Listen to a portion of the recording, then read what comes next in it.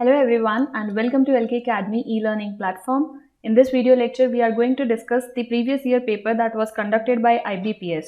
So we are conducting a series where we are discussing all the previous year paper that has been conducted by IBPS as well as SBI. So ये दोनों के जो exam होते हैं whether for the PO and for the clerk हम वो सारे ही discuss कर रहे हैं for the preliminary examination, right?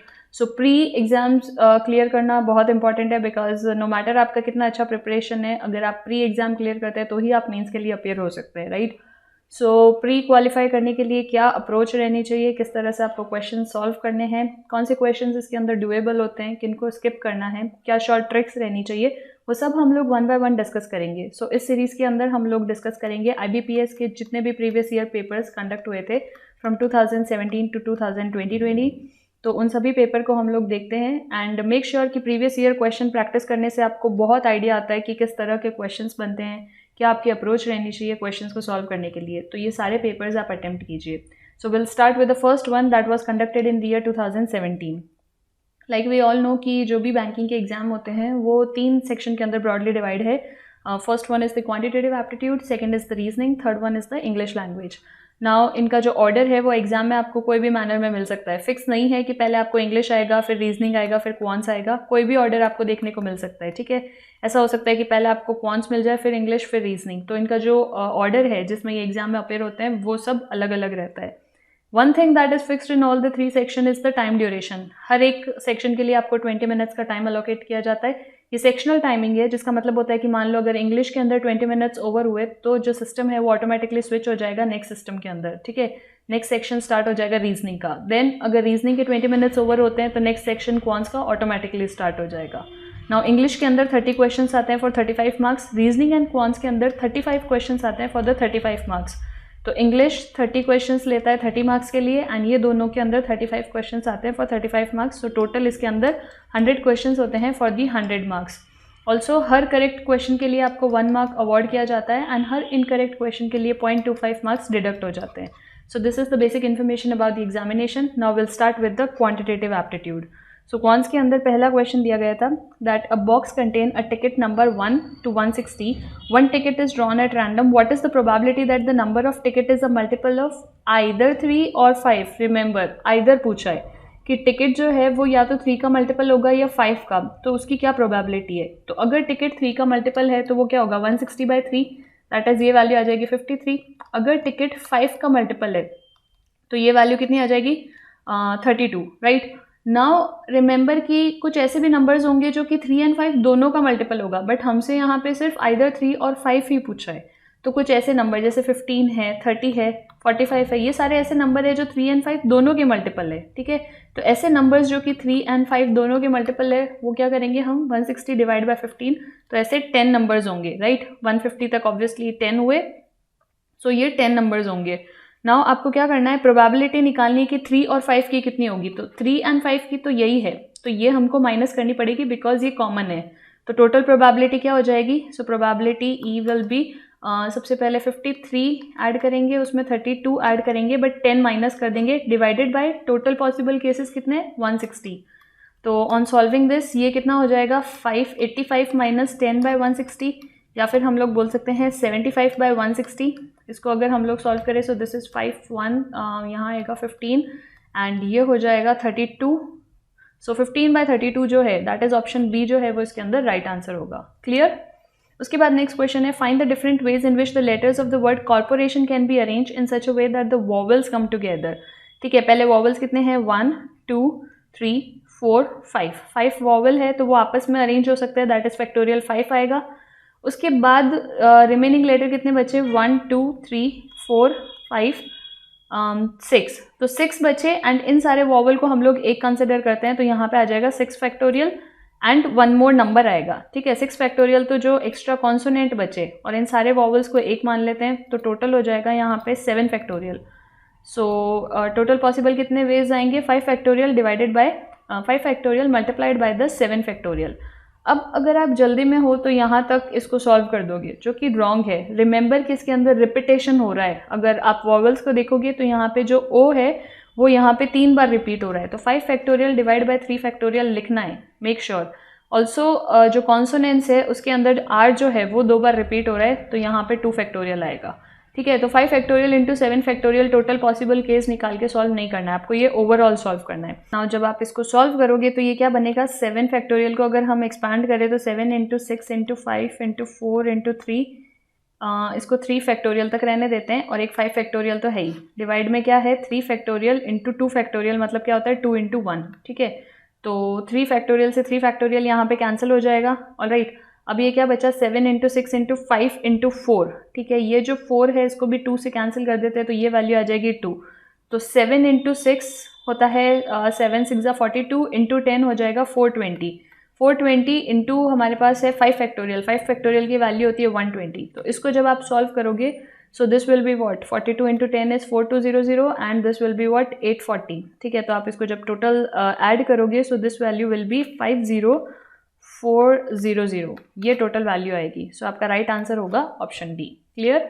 Now the next question is the ratio of age of A 3 years hence, A की एज 3 साल बाद to the age of B 3 years ago, B की एज 3 years अगो, उसका ratio दे रखा है 9:10। Also after 7 years B's age will be twice age age, यानी कि 7 साल बाद B's age will be twice age age 4 year ago, age age 4 year ago. तो ये पहली इक्वेशन है, ये दूसरी इक्वेशन है ए एंड बी के अंदर। सिंपली इसको सॉल्व कर लो।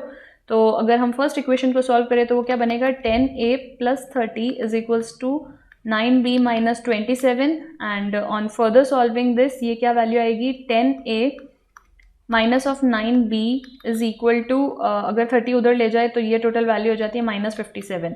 एंड सेकेंड इक्वेशन क्या है, b plus 7 is equals to 2a minus 8, या फिर हम लोग कह सकते हैं कि 2a minus of b is equals to, अगर ये इधर आता है तो this is equal to what 15। ये हुई नेक्स्ट इक्वेशन, ये 3 हुई, ये 4 हुई। सो अगर हम लोग इसको सॉल्व करें, दैट इज अगर इक्वेशन 4 को 5 से मल्टीप्लाई कर दें, तो इक्वेशन पहले तो 3 क्या है, 10a minus 9b is equals to minus of 57, and अब इक्वेशन 4 को अगर 5 से मल्टीप्लाई कर दो तो ये क्या बनेगी, 10a minus of 5b is equals to 15 5 is 75। ये माइनस होगा, ये माइनस माइनस प्लस होगा, ये माइनस हो जाएगा। ठीक है, ये कैंसिल हो गया। ये कितना पार्ट आएगा, minus of 4b is equals to, ये ऐड हो जाएंगे तो 12 माइनस ऑफ 132, यहाँ से b की एज आ जाएगी 4 3 12 33 years। ठीक है, एंड हमको क्वेश्चन पूछा है a is younger than b by how many years. Now जो b की वैल्यू आई है उसको किसी भी एक इक्वेशन में रख देते हैं। मान लो अगर हम लोग इक्वेशन 4 में b की वैल्यू रख रहे हैं तो a की एज आ जाएगी, क्या होगी, 2a is equals to 15 plus यहाँ 33 हो जाएगा, सो दिस विल बी 48, और a की वैल्यू आ जाएगी 24 years। अब क्वेश्चन पूछा है कि a b से कितना यंगर है, तो 33 माइनस 24, तो 9 years यंगर है। सो ऑप्शन ए जो है वो इसके अंदर राइट आंसर होगा। ऑलराइट, तो सिंपली आपको जब भी एज वाले क्वेश्चन दिए जाए तो आपके पास 2 इक्वेशन होगी। ठीक है, 2 वेरिएबल है, 2 अननोन है, आपको सिंपली उनको सॉल्व करना है। ठीक है, now the next question is a person invested a total of ₹6000 in 2 scheme. ठीक है, एक पर्सन है जो कि इन्वेस्ट करता है टोटल अमाउंट 2 अलग अलग स्कीम के अंदर, 6000 in 2 scheme A and B, and scheme A offer 20% rate of interest at compound interest, and scheme B जो है वो 12% rate of interest offer करती है। If after 2 year the person got 8140, तो कितना अमाउंट स्कीम A में invest किया गया था वो बताना है। ठीक है, तो क्वेश्चन क्या है, मान लो कि अगर ये स्कीम A है एंड अगर ये स्कीम B है, तो स्कीम A में फर्स्ट ईयर में क्या होता है, 20% रेट ऑफ इंटरेस्ट कंपाउंडेड होता है। ठीक है, तो फर्स्ट ईयर के लिए तो 20% ही रहेगा, एंड सेकेंड ईयर में क्या होगा, 20%, एंड इस 20 का भी इस पे भी रेट ऑफ इंटरेस्ट लगेगा। ठीक है, तो इसका 20% अगेन कितना होगा, 4%। तो ये हो जाएगा सेकेंड ईयर के लिए। तो ये टोटल वैल्यू कितनी आ जाएगी, 20 + 20 40 + 4 44% हो जाएगी। ऑलराइट, अब स्कीम बी के अंदर क्या हो रहा है, फर्स्ट ईयर के लिए 12% पर एनम से इंटरेस्ट हो रहा है, 12%। सेकेंड ईयर के लिए भी वो कितना रहेगा, वो 12% ही रहेगा। ठीक है, नाउ नेक्स्ट क्या दिया गया है, if a person invested 6000 in 2 scheme, if after 2 year the person got a total of 8140, तो कितना अमाउंट स्कीम ए के अंदर इन्वेस्ट किया गया था। ठीक है, तो हमको यहाँ पे क्या दे रखा है कि ये जो 44% ऑफ मान लो टोटल एक्स है प्लस 24% किसका निकलेगा, ये टोटल कितना है 24%। तो अगर टोटल अमाउंट एक्स है, ठीक है, एक वैल्यू एक्स है एंड टोटल 6000 है, तो दूसरा क्या होगा, अगर एक एक्स है, एक मान लो स्कीम ए में एक्स इन्वेस्ट किया, तो बी में कितना करेगा, 6000 माइनस एक्स। क्यों, क्योंकि टोटल जो वैल्यू है वो 6000 है, तो ये कितना आ जाएगा 6000 minus x. Right, and this is equals to what, this is equal to 8140 minus 6000, ठीक है, बिकॉज आफ्टर 2 years जो पर्सन को टोटल मिलेगा वो 8140 का होगा, उसमें से 6000 माइनस करेंगे. तो नाउ अगर इसको सॉल्व करें तो ये वैल्यू कितनी आ रही है 44x/100 प्लस यहाँ पे कितना आ जाएगा 24/100 एंड ये वैल्यू कितनी आ जाएगी, दिस विल बी 6000, यहाँ पे 6000 है, 6000 minus of x and this will be equal to what 2140. On further solving ये क्या हो जाएगा 44x प्लस अगर इसको मल्टीप्लाई करेंगे तो ये आएगा 144000 minus of 24x is equals to 214 of 000. ये वैल्यू आएगी.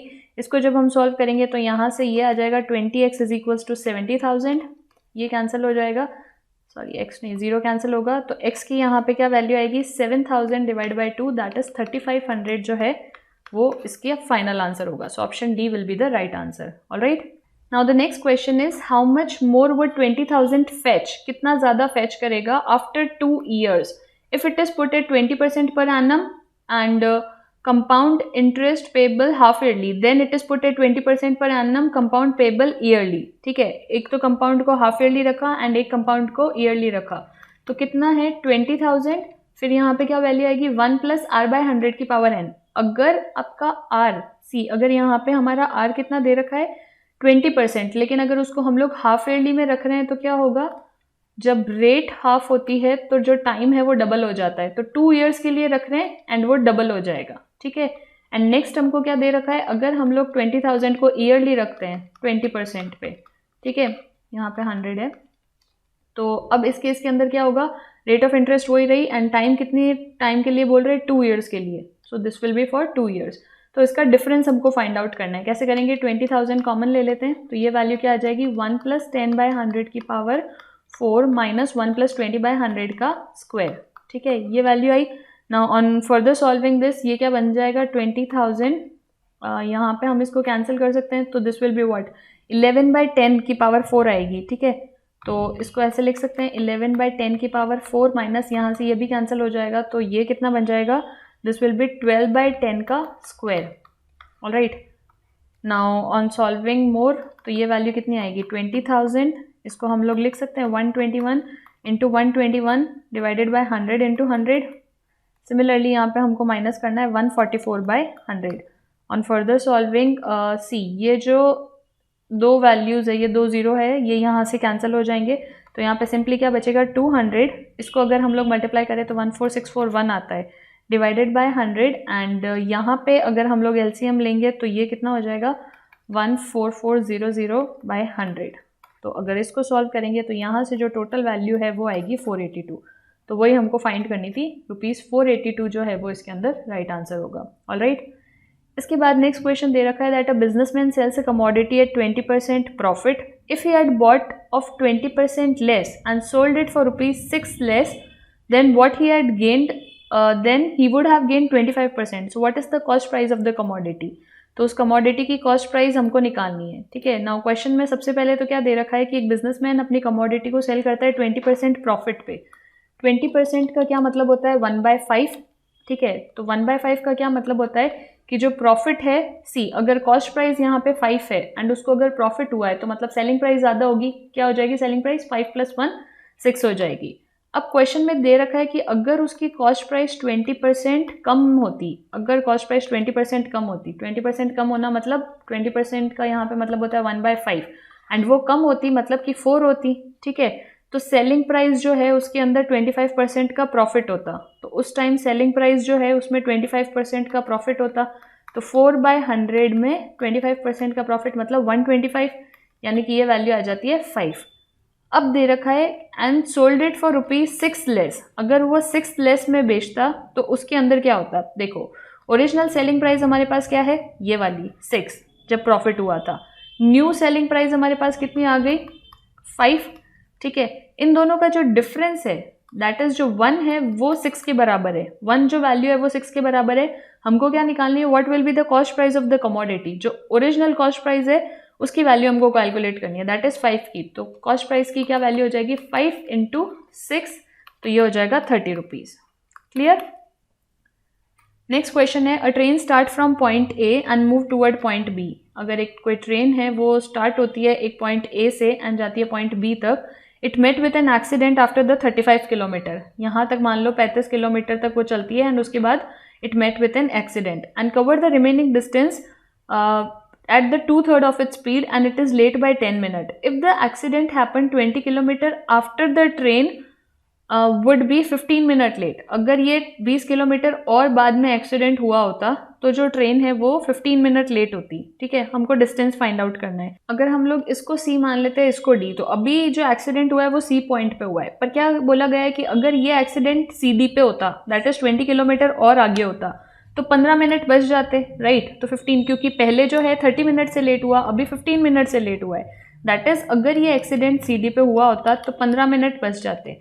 ये जो 15 मिनट बच रहे हैं किस पे बच रहे हैं? 20 किलोमीटर पे बच रहे हैं. ठीक है, 20 किलोमीटर पे 15 मिनट बच रहे हैं. एंड अगर हम लोग ये इसके लिए कैलकुलेट करें ना C से B के लिए, तो टोटल कितना 30 मिनट्स बच रहे हैं. ठीक है, तो अब 30 मिनट्स बच रहे हैं जब हम CB की बात कर रहे हैं. ये जो 30 मिनट्स बच रहे हैं ये टोटल कितने डिस्टेंस के लिए? ये है 40 किलोमीटर के लिए. ठीक है, सो 30 मिनट्स जो बच रहे हैं वो 40 किलोमीटर के लिए, 20 × 2 40 किलोमीटर. तो जो हमको टोटल डिस्टेंस निकालना है वो क्या है? AC प्लस CB का, यहाँ से यहाँ तक का प्लस यहाँ से यहाँ तक का डिस्टेंस. तो ये कितना हो जाएगा? C. अगर हम लोग AC को मेंशन करें तो वो हमको डिस्टेंस ऑलरेडी दिया हुआ है कि वो 35 किलोमीटर है, और अब हमें सिर्फ क्या निकालना है? CB. तो C से D था 20, D से B आगे और कितना हो रहा है? Next 20, that is total 40 kilometre हो रहा है. तो C से B जो डिस्टेंस है वो कितना आ रहा है? 40. सो ओवरऑल यहाँ पे क्या हो रहा है? 75 किलोमीटर जो है वो टोटल डिस्टेंस है. सो ऑप्शन E जो है वो इसके अंदर राइट आंसर होगा. इसके बाद नेक्स्ट क्वेश्चन है, in a bag there are 3 type of coin. 1 rupees के कॉइन है, 50 पैसा के कॉइन है एंड 25 पैसा के कॉइन है. एंड ये जितने भी कॉइन्स है ये सब रेशियो में, दैट इज ये 6 रेशियो में, ये 10 में है एंड ये 12 में है. ठीक है, तो अब 1 रुपये के 6 कॉइन है, मतलब टोटल अमाउंट हमारे पास कितना हुआ? 6 रुपीज़. फिर 50 पैसे के 10 कॉइन है, तो 10 कॉइन है पर 50 पैसे के, तो टोटल अमाउंट कितना हुआ? 5 रुपीज़. सिमिलरली 25 पैसे के 12 कॉइन है. ठीक है, तो टोटल अमाउंट यहाँ पे कितना होगा? तो वो आ जाएगा 3 रुपीज़. अब हमको पूछा है कि अगर जो टोटल वैल्यू है वो 224 है. ठीक है, जो भी वैल्यू दी गई है वो अगर 224 है, then the total number of coin कितने होंगे? देखो ये कितने हैं? 5 + 3 8 + 6 14. दैट इज जो 14 रुपीज़ है, अगर वो 224 के बराबर है तो जो 1 रुपीज़ है वो किसके बराबर आएगा? 224/14. This will B 112/7, this will B 7 and 42, that is 16 के बराबर आएगा. 1 जो वैल्यू है वो 16 के बराबर आएगी. तो टोटल कॉइन्स कितने होंगे? यहाँ पे टोटल कॉइन्स कितने हैं? 6 + 10 + 12, दैट इज 16 + 12 28. तो अगर 1 की वैल्यू यहाँ पे 16 के बराबर है तो 28 की वैल्यू किसके बराबर होगी? तो वो हो जाएगी 28 × 16 के बराबर. इसको सॉल्व करेंगे तो ये वैल्यू हमारे पास आ जाएगी 448. सो यहाँ पे जो टोटल नंबर ऑफ कॉइन्स है वो कितने हो जाएंगे? 448. क्लियर? नेक्स्ट क्वेश्चन दिया गया है, a boat can row to a place 45 kilometre away and come back in 20 hours. ठीक है, and the time to row 25 kilometre with the stream is same as the time to row 16 kilometre against the stream. And हमें find out करना है कि अगर ये against the stream है तो what will be the speed of the boat in still water, वो हमको कैलकुलेट करना है. तो हम लोग ऐसा लिख सकते हैं that time to row 24 kilometre down stream अगर हमें दिया है तो this time will be equal to time to row, जो डाउन स्ट्रीम का टाइम है वो किसके बराबर है? 16 किलोमीटर अपस्ट्रीम के टाइम के बराबर है. ये वैल्यू हमको दे रखी है. ठीक है, तो डाउन स्ट्रीम एंड अगर अपस्ट्रीम का हम लोग रेशियो निकाले तो सी डाउन स्ट्रीम में ये जितना जाता है ये वैल्यू यहाँ पे हो जाएगी 16 एंड ये यहाँ पे हो जाएगी 24. इसको सॉल्व करेंगे तो ये हो जाएगा 4, ये आएगा 12, ये हो जाएगा 2 and this value will B 3. ठीक है, तो अगर ये टोटल जो रेशियो आया वो 2:3 का आया है, विच मीन्स कि 2 + 3 इस 5 को टोटल जो टाइम है वो कितना लगता है? 20 आवर्स. जाके आने में टोटल टाइम जो up stream plus down stream है, अगर 5 की वैल्यू 20 आवर्स है तो 1 की वैल्यू 4 हो गई, तो दैट इज 2 की वैल्यू 8 हो जाएगी एंड इसकी वैल्यू 6 के बराबर हो जाएगी. तो अब अगर हमें डाउन स्ट्रीम कैलकुलेट करना है तो डाउन स्ट्रीम क्या होगा? 48/8. ठीक है, तो डाउन स्ट्रीम आ जाएगा 6. सिमिलरली अगर हमें अप स्ट्रीम कैलकुलेट करना है तो वो कितना हो जाएगा? 48/12. तो यहाँ से ये वैल्यू आ जाएगी 4. अब हमें निकालना क्या है? Speed of the boat. तो स्पीड ऑफ द बोट में क्या होता है? दोनों ऐड हो जाते हैं, तो 6 + 4 / 2. सो ये हो जाएगा 10 / 2, दैट इज 5 किलोमीटर जो है वो यहाँ पे km/h जो है वो स्पीड ऑफ द बोट आ जाएगी. सो the right answer will B option E. 5 जो है वो इसके अंदर राइट आंसर होगा. उसके बाद नेक्स्ट क्वेश्चन दिया है, from a deck of 52 card, 2 card are selected at random, find the probability of getting at least 1 spade. एक स्पेड आए उसकी कितनी प्रोबेबिलिटी होगी। सबसे पहले तो 2 cards are selected at random, तो अब एक स्पेड आने की प्रोबेबिलिटी अगर हमको निकालनी है तो सी, यहाँ पे क्या होगा, अगर हम प्रोबेबिलिटी निकाले ऑफ गेटिंग नो स्पेड, एक भी स्पेड नहीं आया, ठीक है, एक भी स्पेड नहीं आया मतलब स्पेड कितने होंगे 13, अगर एक भी नहीं आया तो वो कितनी होगी 39C2 divided by total 52C2, ठीक है। तो अगर आप इसको सॉल्व करोगे तो ये वैल्यू आ जाएगी 39 इंटू 38 बाई 2 तो कैंसिल हो जाएगा, ये होगा 52 इंटू 51। इसको फर्दर सॉल्व करेंगे तो ये वैल्यू आएगी 19 बाई 34। अब ऑफ गेटिंग एटलीस्ट एक स्पेड आई, probability of getting at least 1 spade हमको निकालना है, ठीक है।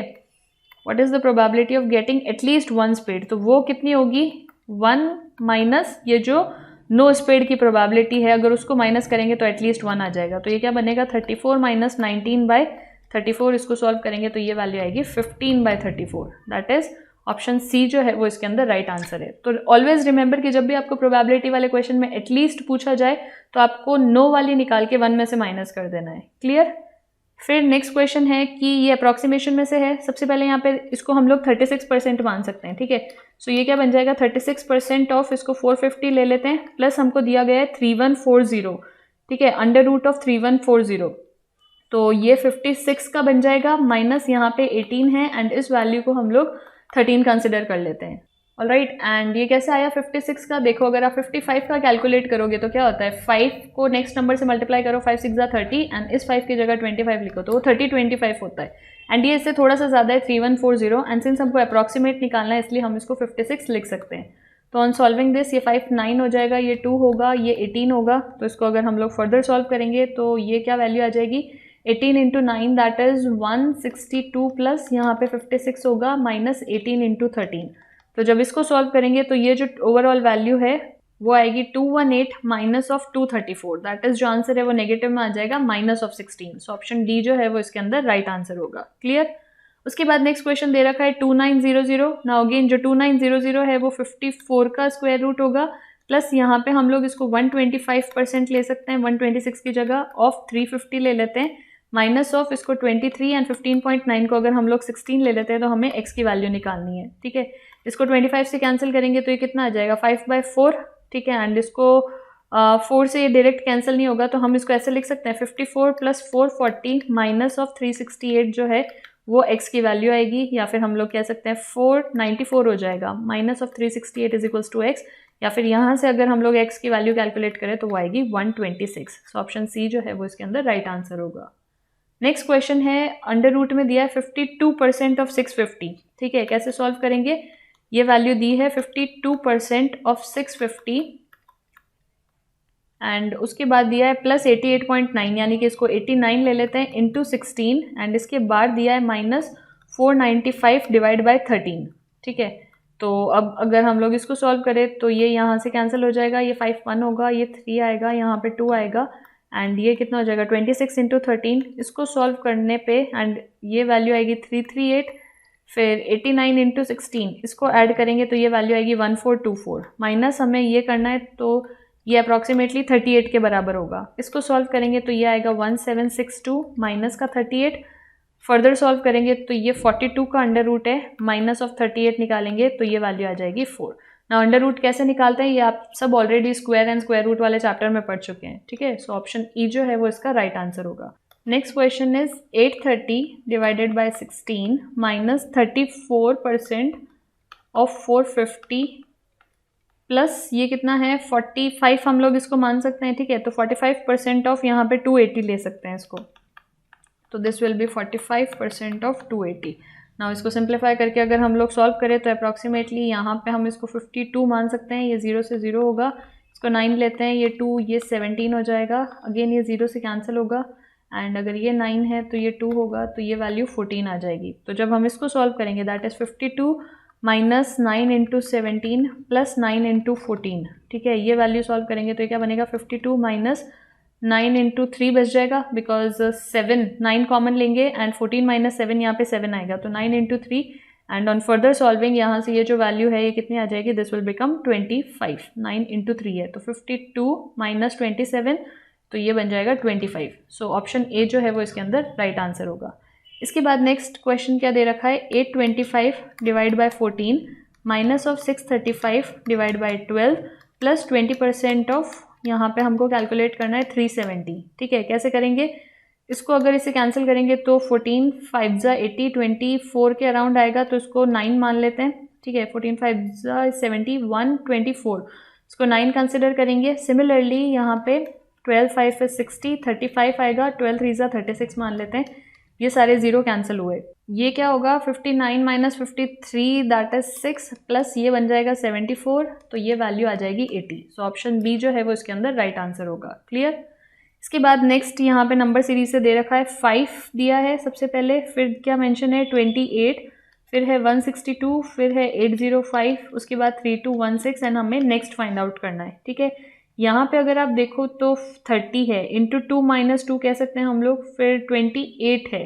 ठीक है, तो ये कोई लॉजिक नहीं लग रहा है अभी। एंड नेक्स्ट यहाँ पे कुछ इंटू 5 अगर हम लोग करें, बिकॉज 16 5 जा 80 होते हैं, सो इंटू 5 वाला कुछ लॉजिक लग रहा है। अब अगर आप इसको बहुत केयरफुली ऑब्जर्व करो तो पहले -1 करो, फिर इसको इंटू 7 करो, तो 7 4 जा 28। सिमिलरली यहाँ पे अगर -1 करो 27, इंटू 6 करोगे तो 162 आएगा।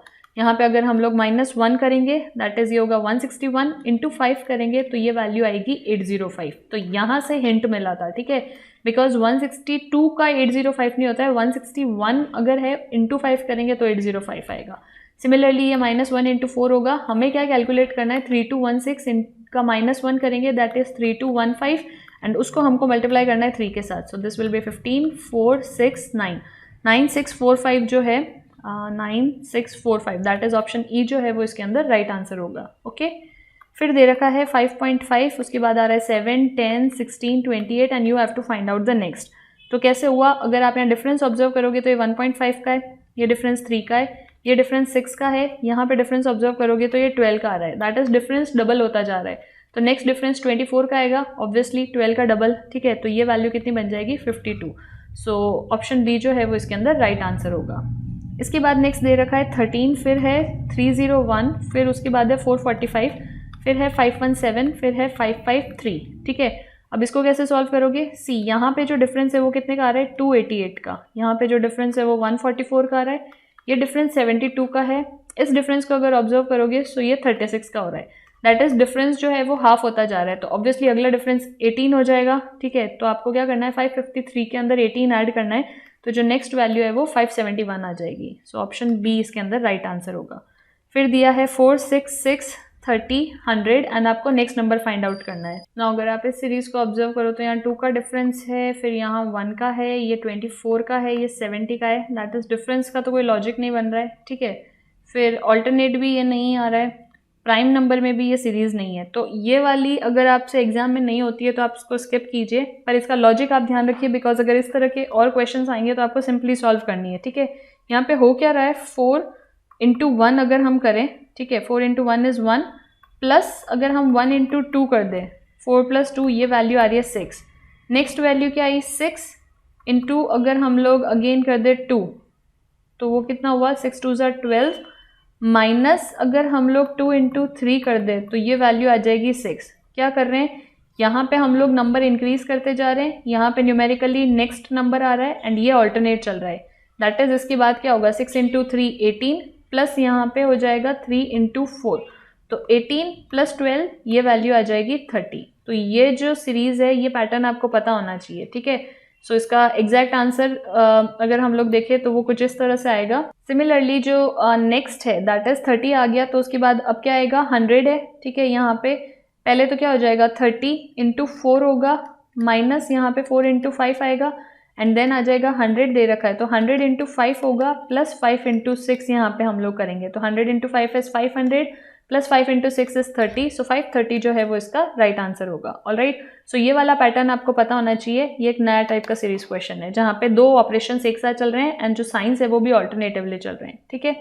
फिर नेक्स्ट क्वेश्चन दे रखा है C5 है, उसके बाद 11, फिर 29, फिर 83, फिर 245 and you have to find out the next number. ठीक है, तो अब अगर आप यहाँ डिफरेंस ऑब्जर्व करो तो ये 6 का है, यहाँ पे डिफरेंस ऑब्जर्व करोगे तो ये 18 का आ रहा है, ये अगर आप देखोगे तो 54 का है, then this difference will be of 162। तो अगर आप इसका एक बार और पैटर्न ऑब्जर्व करो, ये क्या हो रहा है, 6 into 3 is 18, 18 into 3 is 54, 54 into 3 is 162, that is हमें इसका नेक्स्ट मल्टीप्लाई करना है, ठीक है। तो वो हो जाएगा 6 3 इज 18 एंड 119 एंड 496, ठीक है। तो 496 अगर आप इसमें ऐड करोगे तो आंसर आएगा 731। सो ऑप्शन बी जो है वो इसके अंदर राइट आंसर होगा। ऑलराइट, इसके बाद नेक्स्ट क्वेश्चन है, B has an item whose cost price is 60% more than A, ठीक है। सबसे पहले एक कॉस्ट प्राइस ऑफ बी ले लेते हैं, एक कॉस्ट प्राइस ऑफ ए ले लेते हैं। तो बी जो है उसकी कॉस्ट प्राइस 60% ज़्यादा है ए से। 60% का क्या मतलब होता है, सी 60% इज व्हाट, 6/10, दैट इज अगर ए की कॉस्ट प्राइस 10 है तो बी की कॉस्ट प्राइस कितनी हो जाएगी, 16, दोनों ऐड हो जाएंगे, राइट, बिकॉज इसकी कॉस्ट प्राइस 60% ज़्यादा है। If B sells it in 20% loss, अगर बी जो है वो उसको 20% लॉस में सेल करता है, ठीक है, इसका 20% अगर हम लोग निकालेंगे तो वो वैल्यू आ जाएगी 12.8। अगर उसको 20% लॉस में सेल करता है and A sells is item at 60% profit, इसका 1% होता है 6, तो अगर इसका 60% निकालेंगे तो वो हो जाएगा 16, ठीक है, इतने प्रॉफिट में सोल्ड करता है। Then the difference between their selling price is 160, तो इन दोनों के बीच में जो डिफरेंस आ रहा है उसकी वैल्यू है 160, दैट इज हम लोग बोल सकते हैं 3.2 का जो डिफरेंस आ रहा है वो 160 के बराबर है, या फिर ये 1600 हो जाएगा। तो जो 1 का डिफरेंस है वो किसके बराबर आएगा, 50 के बराबर, राइट। एंड हमको क्या पूछा है, the selling price, find the selling price of B at 10% profit. तो सबसे पहले तो कॉस्ट प्राइस ऑफ बी क्या हो जाएगी, 16 इंटू 50, ये आ गई 800। एंड अब हमको इस पे 10% प्रॉफिट, दैट इज अगर इसका 10% प्रॉफिट निकाले तो ये वैल्यू क्या हो जाएगी, 800 पे 10, that is 110/100, so 100 into 110। On solving this ये वैल्यू आ जाएगी 880 रुपीज़। सो ऑप्शन बी जो है वो इसके अंदर राइट आंसर होगा। फिर नेक्स्ट क्वेश्चन है, A can do a work in 15 days, B is 50% more efficient than A. 50% का क्या मतलब होता है, 1/2, दैट इज अगर ए 2 है तो बी 50% ज़्यादा एफिशिएंट है तो वो 3 हो जाएगा। Now A do the work in 15 days, 15 दिन में काम खत्म करता है एंड उसकी 2 की एफिशिएंसी है, तो टोटल कितना काम करेगा ए, 30 जितना। नाउ बोला गया they both started to work and B left after some days, A did the remaining work in 1/3 day. अब जो रिमेनिंग वर्क है उसको ए 1/3 दिन में कंप्लीट करता है, दैट इज ये जो है 10 days में काम खत्म करेगा, कौन, ओनली ए, ठीक है। तो अब यहाँ पूछा है for how many days they work together, तो उन्होंने कितने दिन साथ में काम किया, टोटल वर्क यहाँ पे था 30, उसमें से 10 डेज सिर्फ ए ने किया, तो रिमेनिंग डेज हुए 20 एंड टोटल एफिशिएंसी क्या हो गई, 3 + 2 5, दैट इज 4 डेज जो है वो दोनों ए एंड बी ने साथ में काम किया। ऑलराइट, इसके बाद नेक्स्ट क्वेश्चन है, B will be 29 years old after 7 years and the ratio of A 1 year hence to the B's age 2 years ago is 5:4। तो A 1 year hence to the B 2 year ago का ratio यहाँ पे दे रखा है 5:4 का, ठीक है। तो प्रेजेंट एज ऑफ बी क्या हो जाएगी, B will be 29 years old after 7 years, ठीक है। तो प्रेजेंट एज बी की क्या हो जाएगी, 29 - 7, दैट इज 22 years आ जाएगी। सिमिलरली प्रेजेंट एज ऑफ ए क्या निकल जाएगी, 25 - 1, that is 24 years। And question पूछा है कि after how many year A will become 29 year old, तो अभी 24 का है, 29 का कब होगा, सो 29 - 24, दैट इज 5 years बाद जो है वो ए 29 years old होगा, राइट। नेक्स्ट क्वेश्चन है कि A invested 1200 in a business, after few months B joined with 1500, at the end B got 750 out of the total profit of 1950। तो हमें बताना है ए एंड बी है, दोनों ने कुछ कैपिटल इन्वेस्ट किया, ए ने 1200 रुपये किए, इसने 1500 रुपये किए, ठीक है। इसने पूरे 12 मंथ्स के लिए किए, इसने कितने टाइम के लिए किए वो अभी हमें नहीं पता है। तो ए का टोटल इन्वेस्टमेंट कितना हो जाएगा, 1200 इंटू 12, ठीक है। तो ये ए का टोटल इन्वेस्टमेंट हुआ एंड बी का कितना होगा, 1500 इंटू एक्स का। नाउ बी जो है उसको 750 का प्रॉफिट मिला, ठीक है। यहाँ पे जो प्रॉफिट है बी को वो कितना मिला, 750 का, तो ये वैल्यू क्या हो जाएगी, 14400 डिवाइडेड बाय, अगर हम लोग 0 से 0 को कैंसिल कर लेंगे, ठीक है, तो 120 है यहाँ पे सिर्फ, तो ये वैल्यू आ जाएगी 24 एंड 75 को कैंसिल करेंगे तो यहाँ आएगा 15, 24 को कैंसिल करेंगे तो 3 से 8 हो जाएगा, ये 5, दैट इज 8:5। तो यहाँ पे अगर 8/5 को मल्टीप्लाई करेंगे तो ये वैल्यू आएगी 9000। नाउ क्वेश्चन है कि after how many months did B join, तो बी ने पहले तो वर्क कितना किया, बी वर्क 9000 एंड कितनी एफिशिएंसी से किया, 1500, यहाँ पे दे रखा है टोटल इन्वेस्टमेंट कितना है, 1500। सो बी ने 6 मंथ्स तक काम किया है, तो बी कब ज्वाइन करेगा, बी ज्वाइन करेगा 12 - 6, दैट इज 6 मंथ्स बाद। सो यही हमको बताना था, time of B that is 6 months. Okay, इसके बाद नेक्स्ट क्वेश्चन दिया गया है that boat cover 9.6 kilometre down stream in 36 minute. If the speed of the stream is 1.6 kilometre per hour then find in how much time the boat will cover 19.2 kilometre up stream. Down speed की जो stream है वो दे रखी है 9.6 kilometre per our, ठीक है, ये 9.6 यहाँ पे, एंड सिंस डाउन स्ट्रीम है तो क्या होगा, speed of the boat minus the speed of the stream हो जाएगी, that is it will B divided by 0.6। तो ये स्पीड आ जाएगी 16, ये हट जाएगा 19 16 होगा, तो ये आ गया 16 किलोमीटर पर आवर, ठीक है। अब अगर स्पीड ऑफ द स्ट्रीम निकालनी है तो वो क्या होती है, down stream plus stream of the speed होती है down stream minus up stream by 2, ठीक है। तो स्पीड ऑफ द स्ट्रीम यहाँ पे दे रखी है 1.6, ये वैल्यू दे रखी है 16, इसको x मान लेते हैं बाय 2। यहाँ से अगर हम लोग सॉल्व करेंगे तो ये हो जाएगा 16 minus of 3.2 is equals to x, that is ये वैल्यू आ जाएगी 12.8 किलोमीटर पर आवर, ठीक है।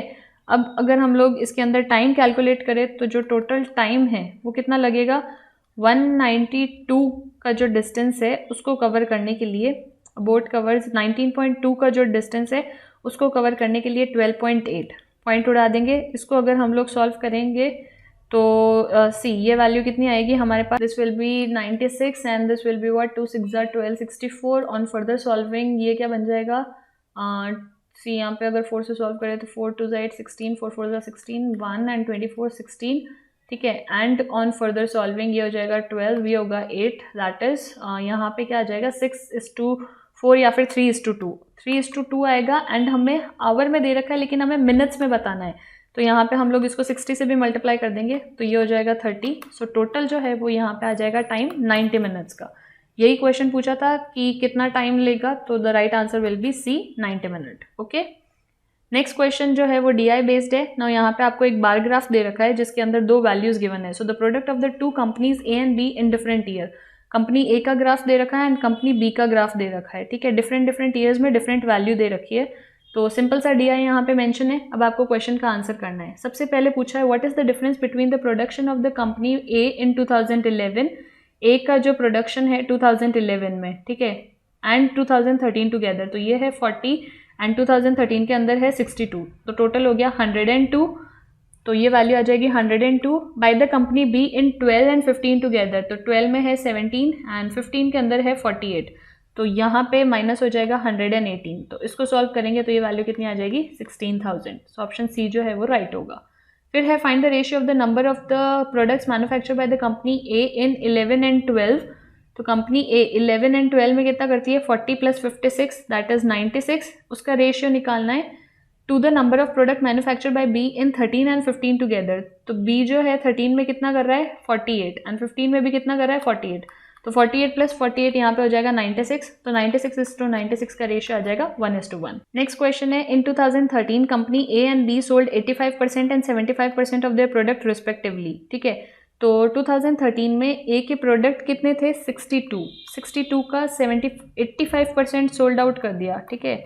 अगर इसका 85% सोल्ड आउट हुआ है तो ये क्या बन जाएगा 5 35 7 एंड यहाँ पे 20 हो जाएगा, देन 2 से अगर कैंसिल करेंगे तो ये 31 होगा, ये 10 होगा, तो ये वैल्यू कितनी आ जाएगी 52700 के आसपास आएगी। नेक्स्ट क्या है B का 75%, B कितना है 48, तो 48 का 75% मतलब 3/4, 4 से इसको कैंसिल करेंगे तो ये होगा 12, तो ये वैल्यू आ जाएगी 36 के, तो इतना सोल्ड हुआ, ठीक है।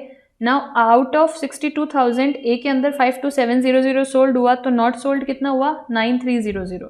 सिमिलरली B के अंदर अगर 36,000 सोल्ड हुआ, टोटल 48,000 था, तो नॉट सोल्ड कितना हुआ 12,000। अब हमको यहाँ पे क्या पूछा है कि नॉट सोल्ड वाले दोनों में कितने थे टोटल प्रोडक्ट नॉट सोल्ड में, तो वो कितना हो जाएगा 12,000 प्लस दिस 9300, ये नॉट सोल्ड वाला था, सो 3 and this will B 12, 22300 21300 and this will B divide by 2 क्योंकि हमको एवरेज लेना है। तो अगर इसको सॉल्व करेंगे तो ये वैल्यू आ जाएगी 10650। सो ऑप्शन 10650 जो डी है वो इसका राइट आंसर है। क्लियर। इसके बाद नेक्स्ट क्वेश्चन दे रखा है कि in the year 2015 and 16 both the companies are able to sold 90% of their product. तो अगर A जो है वो अपना 90% प्रोडक्ट सोल्ड करती है, मतलब कि 90% ऑफ कितना 42,000, ठीक है, तो ये वैल्यू कितनी आएगी 37800 आ जाएगी। If in the year 2016 sold item is increase by 5%, than the previous year, अगर वो 16 की बात है, पहले 15 में बी का भी निकाल देते हैं। बी ने भी क्या किया, 90% of their product sold out कर लिए। तो बी के प्रोडक्ट्स कितने थे यहाँ पे, 48 and B 90%, so this will be what, 90% of 48,000। इसको सॉल्व करेंगे तो ये वैल्यू आएगी 43200। ठीक है, अब ये बात हो रही है 2015 की। अब अगर 2016 का डाटा ले तो उसमें क्या हो रहा है, both the companies has increase by 5% than the previous year. ठीक है, प्रीवियस ईयर से 5% इंक्रीज हुआ, तो ए क्या हो जाएगा, इंक्रीज होना मतलब 105/100 ऑफ व्हाट, 37800। इसको अगर आप सॉल्व करोगे, ये दोनों तो कैंसिल हो जाएंगे, इसको मल्टीप्लाई करके सॉल्व करोगे तो ये 39680 के आसपास या 90 के आसपास आएगा। एंड सिमिलरली बी को सॉल्व करोगे तो वो क्या होगा, अगेन 5% इंक्रीज हुआ, तो 105/100 ऑफ व्हाट, दिस 43200। अगेन ये कैंसिल हो जाएगा, इसको सॉल्व करोगे तो 45360 ये वैल्यू आपको मिलेगी। ठीक है, अब बोला गया है कि now the 90% of the total product were sold in the year 2016 from the produced product. तो हमको क्या निकालना है कि what will be the total product manufactured by both. तो प्रोडक्ट जो कि ए मैन्युफैक्चर कर रहा है वो कितना होगा, 39690 डिवाइडेड बाय 90 इंटू 100। इसको सॉल्व करोगे तो ये वैल्यू आएगी 44100। सिमिलरली बी कितना मैन्युफैक्चर कर रहा है तो वो होगा 45360 डिवाइड बाय 90, ये कैंसिल हो जाएगा, इस इंटू 100। इसको सॉल्व करोगे तो ये वैल्यू यहाँ पे आएगी 50400।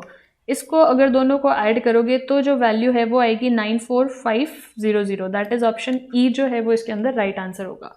तो अब देखो इसके अंदर सिंस कैलकुलेशन पार्ट बहुत ज़्यादा था, तो अब आपको क्या करना है, जब भी आप डीआई के क्वेश्चन करो तो मेक श्योर, देखो ये सब वन लाइनर थे, ये क्वेश्चन वन लाइनर था, ये वन लाइनर था, ये वन लाइनर था, तो कभी भी पूरा डीआई स्किप मत करो और कभी भी पूरा डीआई मत करो अगर बहुत डिफिकल्ट है। आप ये 3 क्वेश्चन इजीली कर सकते हो। इसके अंदर सिंस इस पर्टिकुलर क्वेश्चन के अंदर इतना लंबा कैलकुलेशन इन्वॉल्व था, तो ये वाला जो डीआई का 4th क्वेश्चन है सिर्फ उसको स्किप कर सकते हो। देन अगेन अगर आप उसको स्किप करते हो तो जो लास्ट क्वेश्चन है अगेन उसको भी वापस कर सकते हो, बिकॉज बहुत ही सिंपल क्वेश्चन है। What is the average number of product manufactured bye the company be in all the years. तो बी ने टोटल कितना मैन्युफैक्चर किया, तो ये हो जाएगा 75 किया, फिर 70, फिर 48, फिर 40 एंड लास्ट कितना है 48। तो ये टोटल वैल्यू आएगी 281 एंड इसको डिवाइड कर देना है 5 से।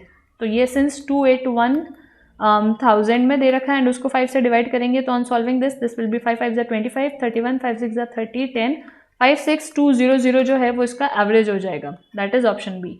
सो ऑलवेज रिमेंबर कि पेपर का लेवल अगर थोड़ा सा ट्रिकी बनाना है तो एग्जामिनर ऐसा करेगा कि डीआई के 5 क्वेश्चंस में से एक बहुत ज़्यादा टाइम कंज्यूमिंग होगी, तो वो डीआई का क्वेश्चन जो कि टाइम कंज्यूमिंग होता है उसको आप स्किप कर सकते हो एंड आउट ऑफ दीज 5 आप 4 इजीली अटेम्प्ट कर सकते हो। Alright, next question again DI based है। नाउ इसके अंदर क्या दिया गया है, the number of book publish by the 6 company, percentage of the book distributed among the distributor working with the company. 6 अलग अलग कंपनी है, उन्होंने कितनी कितनी बुक्स पब्लिश की, percentage of the book distributed among the distributor and the number of the distributor who are working with the company, ये भी data यहाँ पे दे रखा है। नाउ इससे रिलेटेड क्वेश्चंस देख लेते हैं। सी, सबसे पहला क्वेश्चन है what was the difference between the number of the book received by each distributor working with the company B. ठीक है, number of book received by each distributor, तो 6400 टोटल बुक थी, डिस्ट्रीब्यूटर कितने थे 90%। ठीक है, सो 90% यहाँ पे आ गए working with company B and the number of book received by each distributor working with the company F. तो जो एफ के साथ कर रहे हैं दैट इज 7200 एंड उसके अंदर डिस्ट्रीब्यूटर कितने थे 70%। तो बस आपको सिंपल ये कैलकुलेट करना है एंड जो राइट आंसर है वो लेके आना है। इसको अगर आप सॉल्व करोगे तो ये वैल्यू आएगी 576 माइनस 840 दैट इज 264 जो है वो इसके अंदर राइट आंसर आएगा। क्लियर। नेक्स्ट क्वेश्चन दे रखा है among the total number of the book distributor bye the company D. ठीक है, ये 90 टोटल डिस्ट्रीब्यूटर ऑफ 3500, तो टोटल यहाँ पे कितने हो जाएंगे 3500 के 90% ये टोटल बुक डिस्ट्रीब्यूटर होंगे। इसको कैंसिल कर देते हैं तो ये वैल्यू आएगी 3150। Now bye the company D the respective ratio of the academic and the non academic book. ठीक है, 2 तरह की बुक्स में ये डिवाइड होंगे, academic book and the non academic book and इनका रेशियो है 5:4 का। मान लो ये एकेडमिक का है, ये नॉन एकेडमिक का है, 5:4 का। ठीक है, तो अब सिंस 5 + 4 कितना होता है 9। रिमेंबर 9 की वैल्यू अगर 3150 है तो यहाँ से 1 की वैल्यू आएगी 350, तो वहाँ से 5 की वैल्यू आ जाएगी 1750 एंड 4 की वैल्यू आ जाएगी 1400 एंड हमको ये पूछा है what was the number of non academic मतलब ये वाले, तो वो कितने हो जाएंगे 1400। सो ऑप्शन बी जो है वो राइट आंसर होगा। क्वेश्चन है the number of the book distributed by the company, इसको ए ले लो, ठीक है। क्वेश्चन है A is what percentage of the number of the book distributed by the company E, ठीक है। तो ए के अंदर कितनी डिस्ट्रीब्यूट हुई 10 एंड ई के अंदर कितनी हुई 7 इंटू 100 आपको कैलकुलेट करना है, ठीक है। तो क्वेश्चन मिस्टेक थी, यहाँ पे ए आएगा। तो कैसे कैलकुलेट करेंगे, 1/7 की वैल्यू आपको पता है कितनी होती है 14, 2/7 के बराबर, इंटू 8 कर देते हैं, ठीक है। तो 1/7 मतलब या फिर 100/7 ले लो, तो ये वैल्यू आती है 14, 2/7 इंटू 8।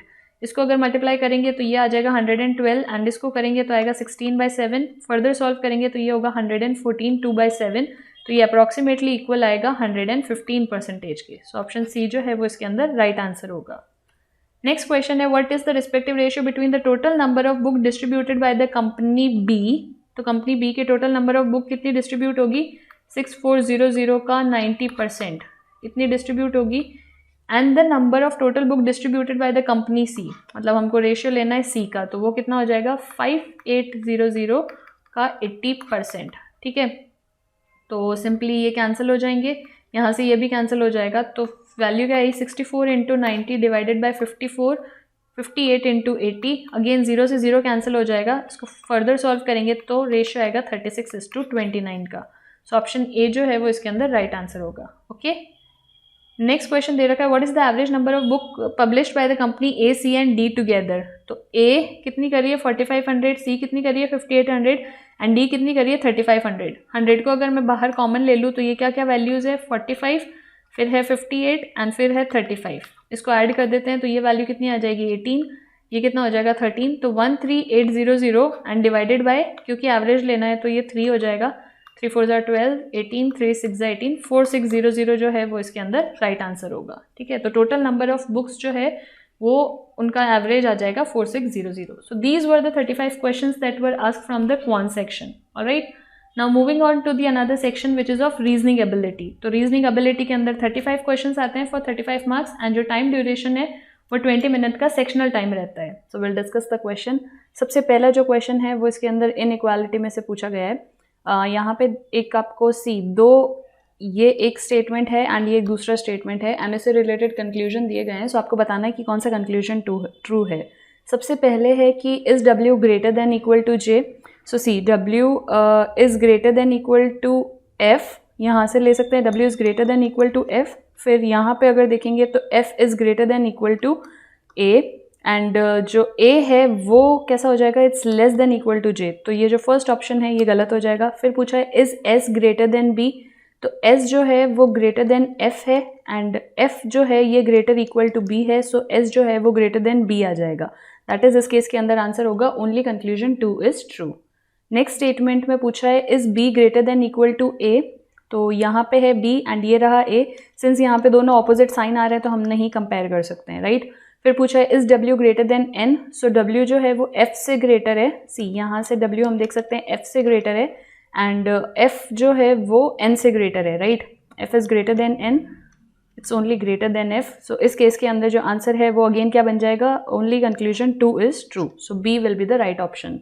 इसके बाद नेक्स्ट क्वेश्चन है is J greater than S। तो ये रहा J एंड हमें S तक जाना है। So will go to J से हम लोग जाएंगे रिलेशन E तक। So J is greater than equal to E and E is greater than S। So yes J is greater than S। फिर पूछा is B greater than equal to W। So यहाँ पे देखो B यहाँ पे है and B is only greater than W। Greater equal नहीं आएगा, सिर्फ ग्रेटर है, तो ये रॉन्ग हो जाएगा। तो इस केस में राइट आंसर होगा only conclusion 1 is true. Next question is यहाँ पे पूछा है is F greater than R। F is greater than B। See F is greater than B and यहाँ पे जो B है इज लेस देन R दिया हुआ है। सो F एंड R को कंपेयर नहीं कर सकते। फिर पूछा है is G greater than A। G is greater then C। G जो है ये ग्रेटर देन C है एंड यहाँ से C जो है is less than C and B के बीच में ऑपोजिट साइन आ गया है एंड B टू A जाना है। तो दैट इज अगर हम C और B में ही कंपेयर नहीं कर सकते तो C एंड A तक जाने का भी मतलब नहीं है, तो ये भी गलत हो जाएगा। तो इस केस में राइट आंसर होगा neither the conclusion 1 not 2 is true.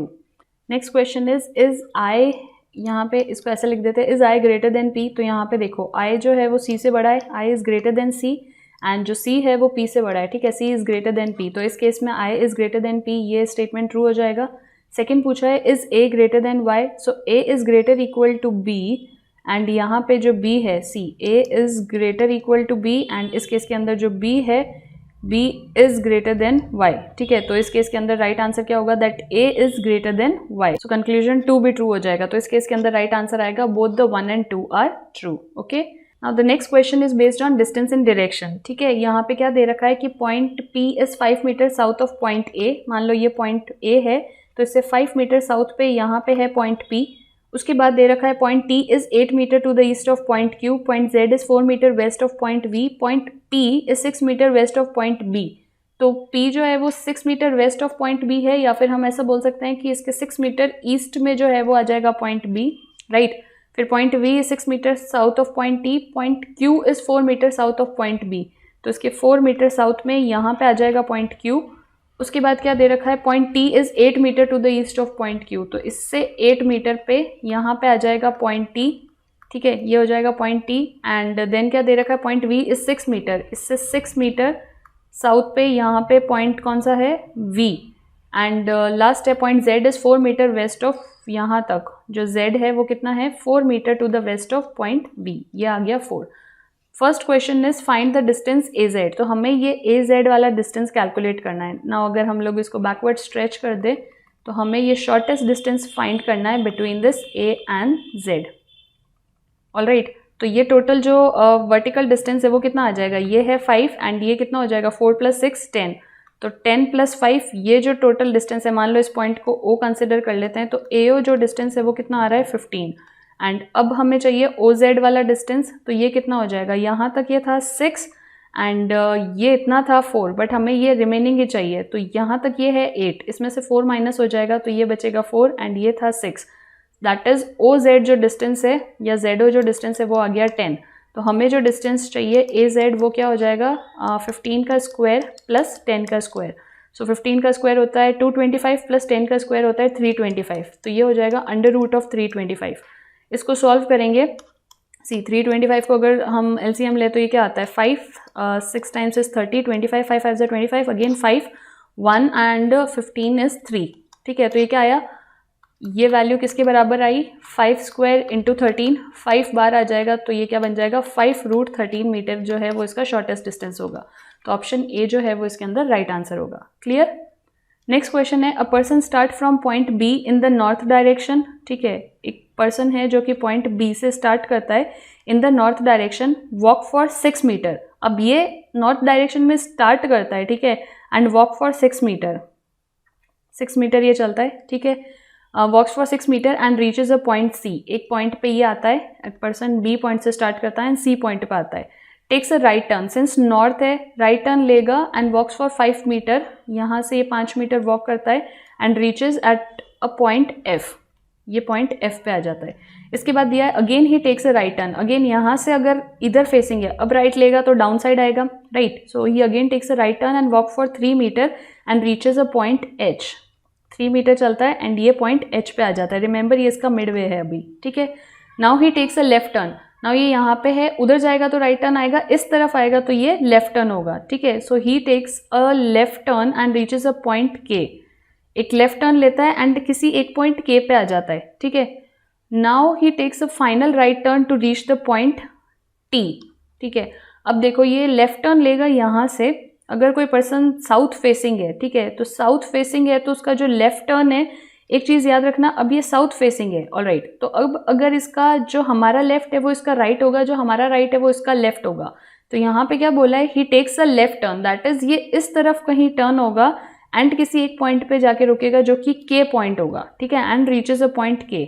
Now he takes a final right turn, यहाँ से अगेन वो राइट टर्न लेता है, तो सी अब ये इस कंडीशन में यहाँ से राइट लेगा, मतलब ऑब्वियसली साउथ की साइड जाएगा and reaches a point T, तो यहाँ से किसी एक पॉइंट पे ये आ जाता है at a point called as T and then find the area enclosed by BQT, तो हमें एरिया एनक्लोज बताना है बाय BQT के HFC, BT के HFC, ये जो टोटल एरिया है, ठीक है, ये हमको फाइंड आउट करना है। अब अगर हम लोग इसको भी स्ट्रेच कर लेते हैं एंड कनेक्ट करते हैं मान लो किसी एक पॉइंट D पे, तो ये जो टोटल एरिया एनक्लोज्ड है ये किसके बराबर होगा, एरिया एनक्लोज जो है वो दो रेक्टेंगल ले सकते हैं। एक रेक्टेंगल हो गया Q C F and D, ठीक है। So area of the rectangle Q C F D plus एक ये दूसरा वाला रेक्टेंगल ले लेते हैं जो कि हो जाएगा डी एच के टी, ठीक है। सो अनदर हो गया area of rectangle this one D H के एंड टी। यहाँ पे क्वेश्चन के अंदर आपको एक डेटा मिसिंग है कि जो टोटल डिस्टेंस है बी से लेके क्यू तक का, ठीक है, क्यू बी जो है वो 4 मीटर है, वो मिसिंग है, ठीक है। तो ये डिस्टेंस हो जाएगा 4 metre. Now this is 6, this is 4, that is ये जो टोटल डिस्टेंस है वो भी 10 के बराबर आएगा। उसमें से अगर इतना डिस्टेंस 3 है तो दैट इज ये वाला जो डिस्टेंस है ये 7 के बराबर आएगा, राइट। सो अगर हम लोग ये वाला ट्राइंगल ले रेक्टेंगल ले sorry that is Q C F D, तो एरिया ऑफ रेक्टेंगल क्या होता है, लेंथ इंटू ब्रेथ। तो टोटल ये हो गया 10 एंड ये है 5। सो ये वैल्यू आ जाएगी 10 इंटू 5 प्लस अब हमें निकालना है डी एच के टी, तो ये है 7 एंड ये है 3, तो यहाँ पे ये कितना हो जाएगा 7 into 3। So this will be 50 plus 21, so ये जो टोटल है ये आ जाएगा 71 metre square. So option C जो है वो इसके अंदर राइट आंसर होगा। ओके, नेक्स्ट क्वेश्चन है F is the father of D who is the father of S. F जो है is the father of D who is the father of S. M is the grandmother of R who is the son of O. R जो है R is the son of O and यहाँ पे क्या दिया है, M is the grandmother of R, तो M जो है वो उसकी ग्रैंड मदर है and N is the paternal uncle of R, तो इस एन जो है वो इसके ब्रदर होंगे, ठीक है। तो पैटर्नल अंकल हो गए, N is the paternal uncle of R who is the brother of S, ठीक है। तो अब अगर आर है तो वो एस का ब्रदर है, ऑलराइट। एंड आर जो है वो सन है, यहाँ पे दे रखा है R who is the son of O, that is यहाँ पे क्या रिलेशन होगा, D is married to O, तभी इनके ये हुए। एंड यहाँ पे एन जो है ये इसका ब्रदर हुआ, तभी आर का पैटर्नल अंकल हुआ। एफ यहाँ पे अगर है तो ये मैरिड है, इनकी ग्रैंड मदर हो गई M. So what is the relationship between O and R, तो ओ एंड आर के बीच में क्या रिलेशन है, मदर एंड सन का। So right answer will be A. Next पूछा गया है if the number 45136925 1 is added to and 2 is subtracted from the alternate digit. पहले 1 ऐड करना है एंड फिर 2 सब्ट्रैक्ट करना है, ठीक है। तो ये नंबर क्या बनेगा 45136925, ये नंबर है। 1 को पहले ऐड कर लो, ये होगा 5, ये होगा 2, ये होगा 7, ये हो जाएगा 3 एंड अब क्या करना है 2 को सब्ट्रैक्ट करो, ये होगा 3, ये होगा 1, ये होगा 7, ये होगा 3, right. So in the number respectively then the new number thus form contain how many even digits, तो उसके अंदर टोटल इवन डिजिट्स कितने आएंगे। सो सी ये है एक इवन डिजिट, बाकी सारे ऑड है, so the right answer will be 1। फिर है based on the some arrangement, आपको बताना है नेक्स्ट यहाँ पे क्या आएगा, ए बी फिर ए फिर 0 स्किप किया, फिर आया बी के बाद आया ई, ठीक है। तो कितने स्किप किए, सी डी 2, फिर आया ई, फिर F G H I 4 skip किए, फिर आया जे, तो 0 फिर 2 फिर 4।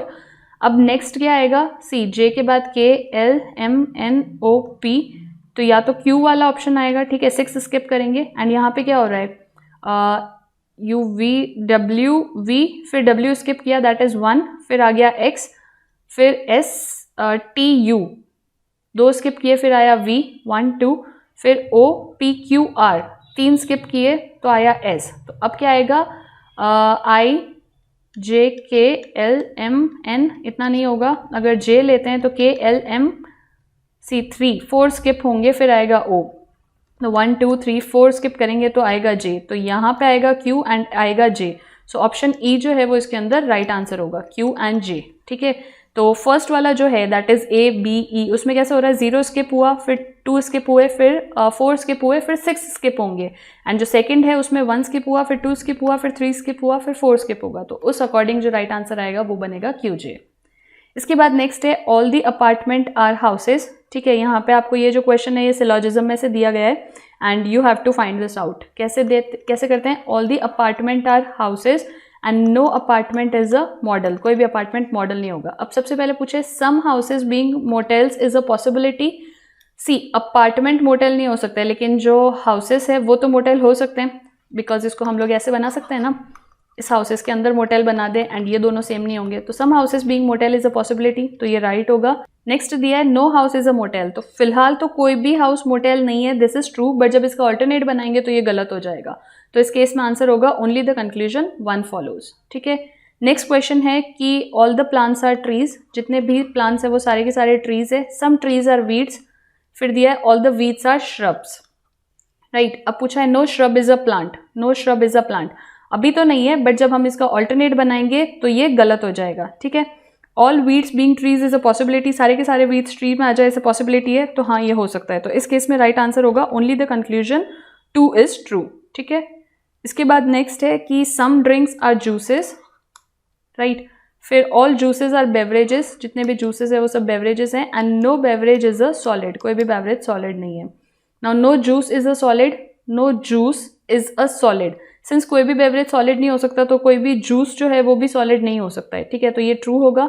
No drink is a solid, तो ड्रिंक एंड सॉलिड में कोई रिलेशन नहीं दिया है, अभी तो नहीं है बट ऑल्टरनेट बनाएंगे तो ये गलत हो जाएगा, that is only conclusion 1 is true. तो 48 का आंसर होगा ऑप्शन नंबर ए। इसके बाद नेक्स्ट क्वेश्चन है सम ड्रिंक्स आर जूसेस, फिर दिया है all the juices are again beverages and no beverage is a solid, and यहाँ पे पूछा है some drinks are beverages, some drinks are beverages, ये ट्रू है। All the drinks are beverages अभी तो नहीं है तो ये गलत हो जाएगा, ठीक है। सो इस केस के अंदर राइट आंसर क्या होगा, only the conclusion 1 is true, तो 49 का आंसर होगा डी। इसके बाद है all the plants are trees, फिर क्या दिया है some trees are weeds, and then दिया है all the weeds are shrubs. अब पूछा है at least some trees are shrubs, अभी सम ट्रीज आर श्रब्स है, at least some trees are shrubs, so this is true कि हाँ चलो सम ट्रीज आर श्रब्स है। फिर all plant being shrub is a possibility, अगर सारे plants is equal to shrub करे तो ये पॉसिबल है, तो ये भी हो सकता है, तो इस केस में राइट आंसर आएगा both the conclusion 1 and 2 follow. Now the next question is 7 person ABCDEF like 7 different colors and they visit in different days starting from Monday to Saturday, ठीक है। तो 7 अलग अलग दिन है, Monday, Tuesday, Wednesday, Thursday, Friday, Saturday and Sunday, 7 दिन है and 7 अलग अलग लोग विजिट करते हैं एंड उनके 7 अलग अलग कलर्स है। सबसे पहले लिखा है आशा विजिट 1 day आफ्टर थर्सडे, तो आशा या तो फ्राइडे को जा सकती है या सैटरडे को या संडे को। फिर नेक्स्ट कंडीशन है only 4 people are between Asha and Bindu, ठीक है। तो आशा अगर फ्राइडे को जाएगी तो 4 person बिटवीन में नहीं आ सकते हैं, तो 2 ही कंडीशन बचती है कि या तो आशा सैटरडे को जाएगी या फिर आशा संडे को जाएगी। अगर सैटरडे को जाती है तो 4 लोग आएंगे, that is 1 2 3 4 between Asha and बिंदु, एंड अगर यहाँ पे जाती है तो 1 2 3 4 person आएंगे बिटवीन आशा एंड बिंदु, ठीक है। ये दोनों केसेस हो गए। फिर दिया the one who like red colour visit immediately after बिंदु, जिसको रेड कलर पसंद है वो बिंदु के इमीडिएट बाद में, एंड यहाँ पे आ जाएगा ट्यूसडे को, ठीक है। फिर the one who like white colour visit one of the days on which the one who like white colour visit before one of the days on which the Sibi visit, तो white जिसको पसंद है वो सिबी से पहले आता है। The one who like white colour does not visit on Monday, तो वाइट वाला मंडे को नहीं आएगा। फिर दिया है only 1 person is between Divi and Isha, and Divi को येलो कलर पसंद है। नेक्स्ट है there are as many person between Asha and blue colour which Asha and blue colour which are less than between Bindu and Sibi, ठीक है। यहाँ पे एक और कंडीशन है only 1 person visit between red and blue, तो अगर यहाँ पे रेड आया है तो एक ऊपर तो आ नहीं सकता है, तो 1 person विजिट बिटवीन रेड, ठीक है, 1 person visit between red and blue. एक केस होगा कि ब्लू यहाँ आ जाए, एक ये भी केस होगा कि ब्लू यहाँ पे भी आ जाए, ठीक है। इसके अंदर ब्लू ऊपर तो नहीं आ सकता, तो एक ही केस बचेगा कि ब्लू यहाँ आ जाए, ठीक है। फिर एक कंडीशन दी है कि there are as many person between Asha and the blue colour which are less than which are 1 less in between Bindu and Sibi, तो यहाँ पे अगर आशा एंड ब्लू में देखो कितने लोग हैं, 1 2 3 4 5, एंड बिंदु एंड सीबी के बीच में 6 लोग होंगे, तो वो तो केस पॉसिबल नहीं है, ठीक है। दैट इज ये ब्लू यहाँ आ जाएगा। अब आशा एंड ब्लू के बीच में 1 person है, तो बिंदु एंड सीबी के बीच में भी 1 person होगा, दैट इज सीबी यहाँ आ जाएगा। नहीं, बिंदु एंड सीबी के बीच में 2 person होंगे, 1 ज़्यादा होंगे तो सीबी यहाँ आएगा। सिमिलरली यहाँ पे क्या दिया है कि जो आशा है एंड ब्लू है उसके बीच में 1 person है, तो जो बिंदु है एंड सीबी है उनके बीच में 2 person आ जाएंगे, दैट इज सीबी यहाँ आएगा, ऑलराइट। फिर दिया है कि the one who like white colour visit one of the days on which visit before one of the days on which the CB visit. अब सीबी से पहले तो या तो रेड है या तो मंडे होगा या फिर थर्सडे या ट्यूसडे, कहीं पे भी वाइट आएगा, एंड यहाँ पे सीबी से पहले या तो यहाँ आएगा या मंडे को आएगा। फिर एक कंडीशन दे रखी है कि the one who like white colour does not visit on Monday, जिसको वाइट पसंद है वो मंडे को विजिट नहीं करता है, तो इस केस में तो वाइट डेफिनेटली यहाँ आ रहा है, एंड इस केस में वाइट थर्सडे आ सकता है या फिर ट्यूसडे भी आ सकता है, ठीक है। फिर दिया है neither G nor F like black, दोनों को ब्लैक नहीं पसंद है। गुरु does not visit on Saturday and like grey colour, तो गुरु जो है वो सैटरडे को विजिट नहीं करेगा, पर जो भी सैटरडे को विजिट करेगा उसको ग्रे कलर पसंद है, ये बात हमें पता है कि यहाँ पे जो कलर है वो ग्रे आएगा। ठीक है, अब वापस सारी कंडीशन को देखो। एक कंडीशन रह गई कि only one person is between Divya and Isha, तो डी एंड ई के बीच में एक पर्सन, तो एंड जो उसमें से भी जो डी है उसको येलो कलर पसंद है। ठीक है, तो हम लोग डी यहाँ नहीं ले सकते।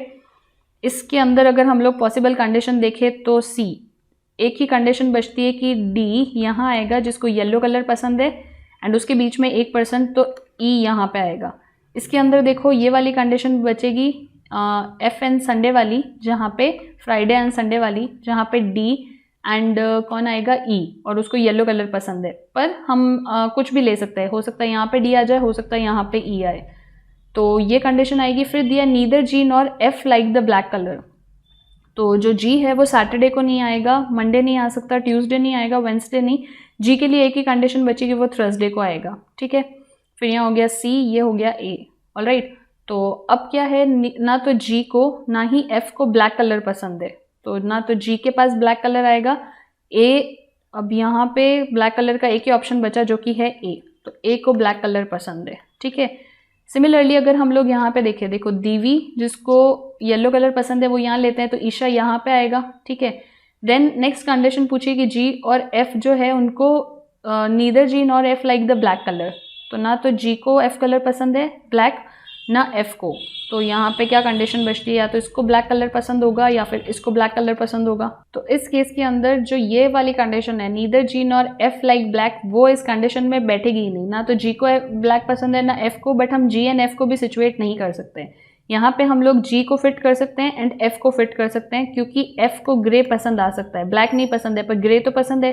तो संडे को ए जिसको ब्लैक पसंद है, सैटरडे को ग्रे जो कि एफ है, फिर सी जिसको ब्लू पसंद है, फिर यहाँ पे बचेगा जी जिस और एक ही कलर बचेगा जो आ जाएगा ऑरेंज, फिर ई जिसको रेड पसंद है, एंड मंडे जो आएगा उसको येलो कलर पसंद है, तो जो व्हाइट है वो इससे पहले आता है, सो ऑब्वियसली बिंदु जो बचेगा उसको व्हाइट पसंद है।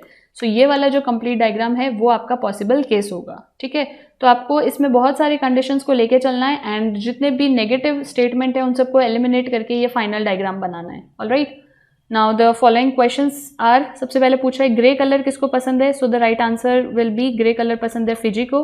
फिर one that visit immediately next to Asha, तो इसमें आंसर हो जाएगा आशा के बाद कोई नहीं आएगा। How many person visit between the orange and the grey colour, तो इस केस में आंसर आएगा ओनली वन पर्सन। फिर four of the following are alike that form a group, तो कौन सा ग्रुप नहीं बना रहा है, ब्लू रेड येलो ब्लैक।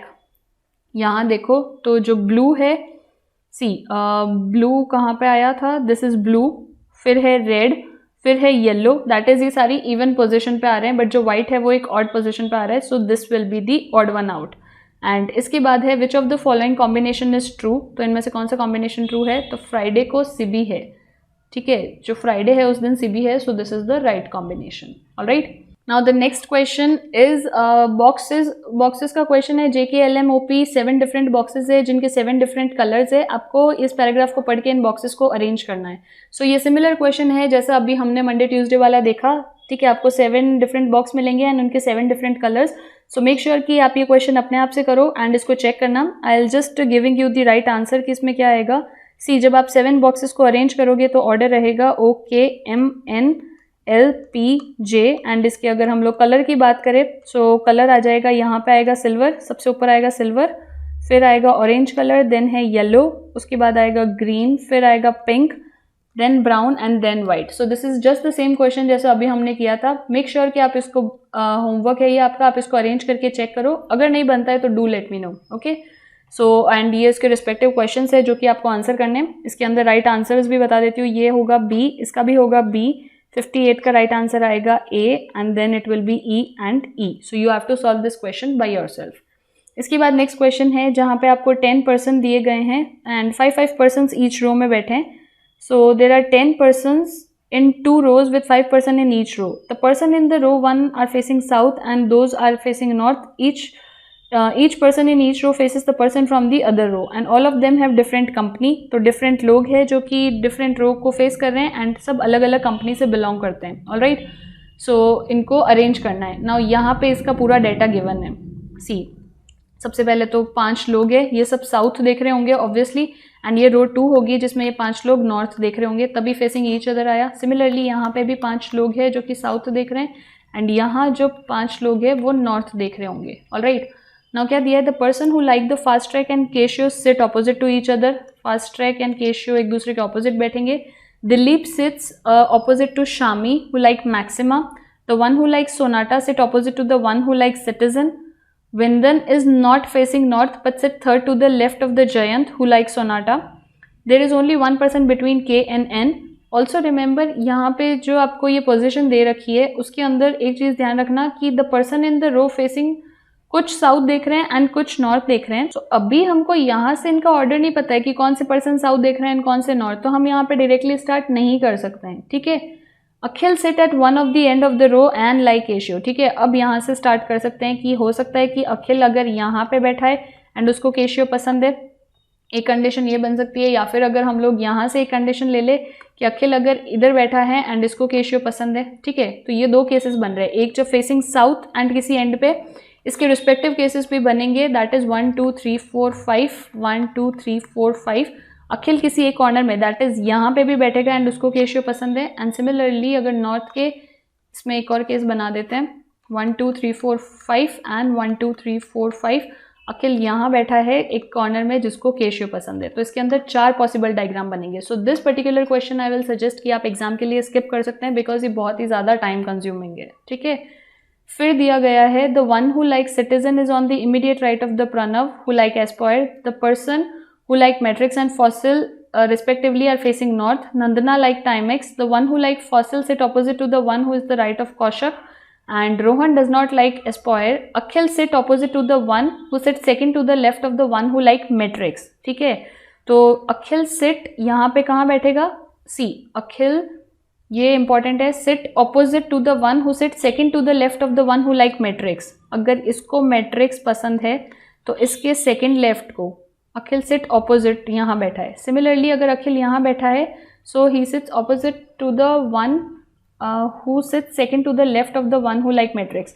तो अगर मैट्रिक्स यहाँ होगा, ठीक है, इस केस के अंदर अगर हम लोग मैट्रिक्स यहाँ बनाए, अगर ये मैट्रिक्स यहाँ होता है तो Akhil sit opposite to the one who sits second to the left of the one who like second to the left of the one who like Matrix. Similarly इसके अंदर क्या होगा, अखिल यहाँ बैठा है second to the one who like matrix.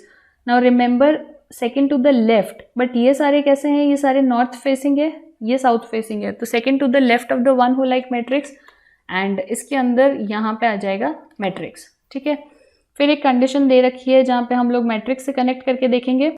This one, the person who like Matrix and Fossil respectively are not facing north. ठीक है, तो ये भी मैट्रिक्स है, ये भी मैट्रिक्स है जो कि नॉर्थ देख रहे हैं, तो ये वाला केस एंड ये वाला केस तो एलिमिनेट ही हो गया। सो रिमेंबर इनिशियली तो आपको लेना ही पड़ेगा, बाद में ये एलिमिनेट होगा। ठीक है, तो अब हमारे पास सिर्फ ये 2 केसेस बचे हैं।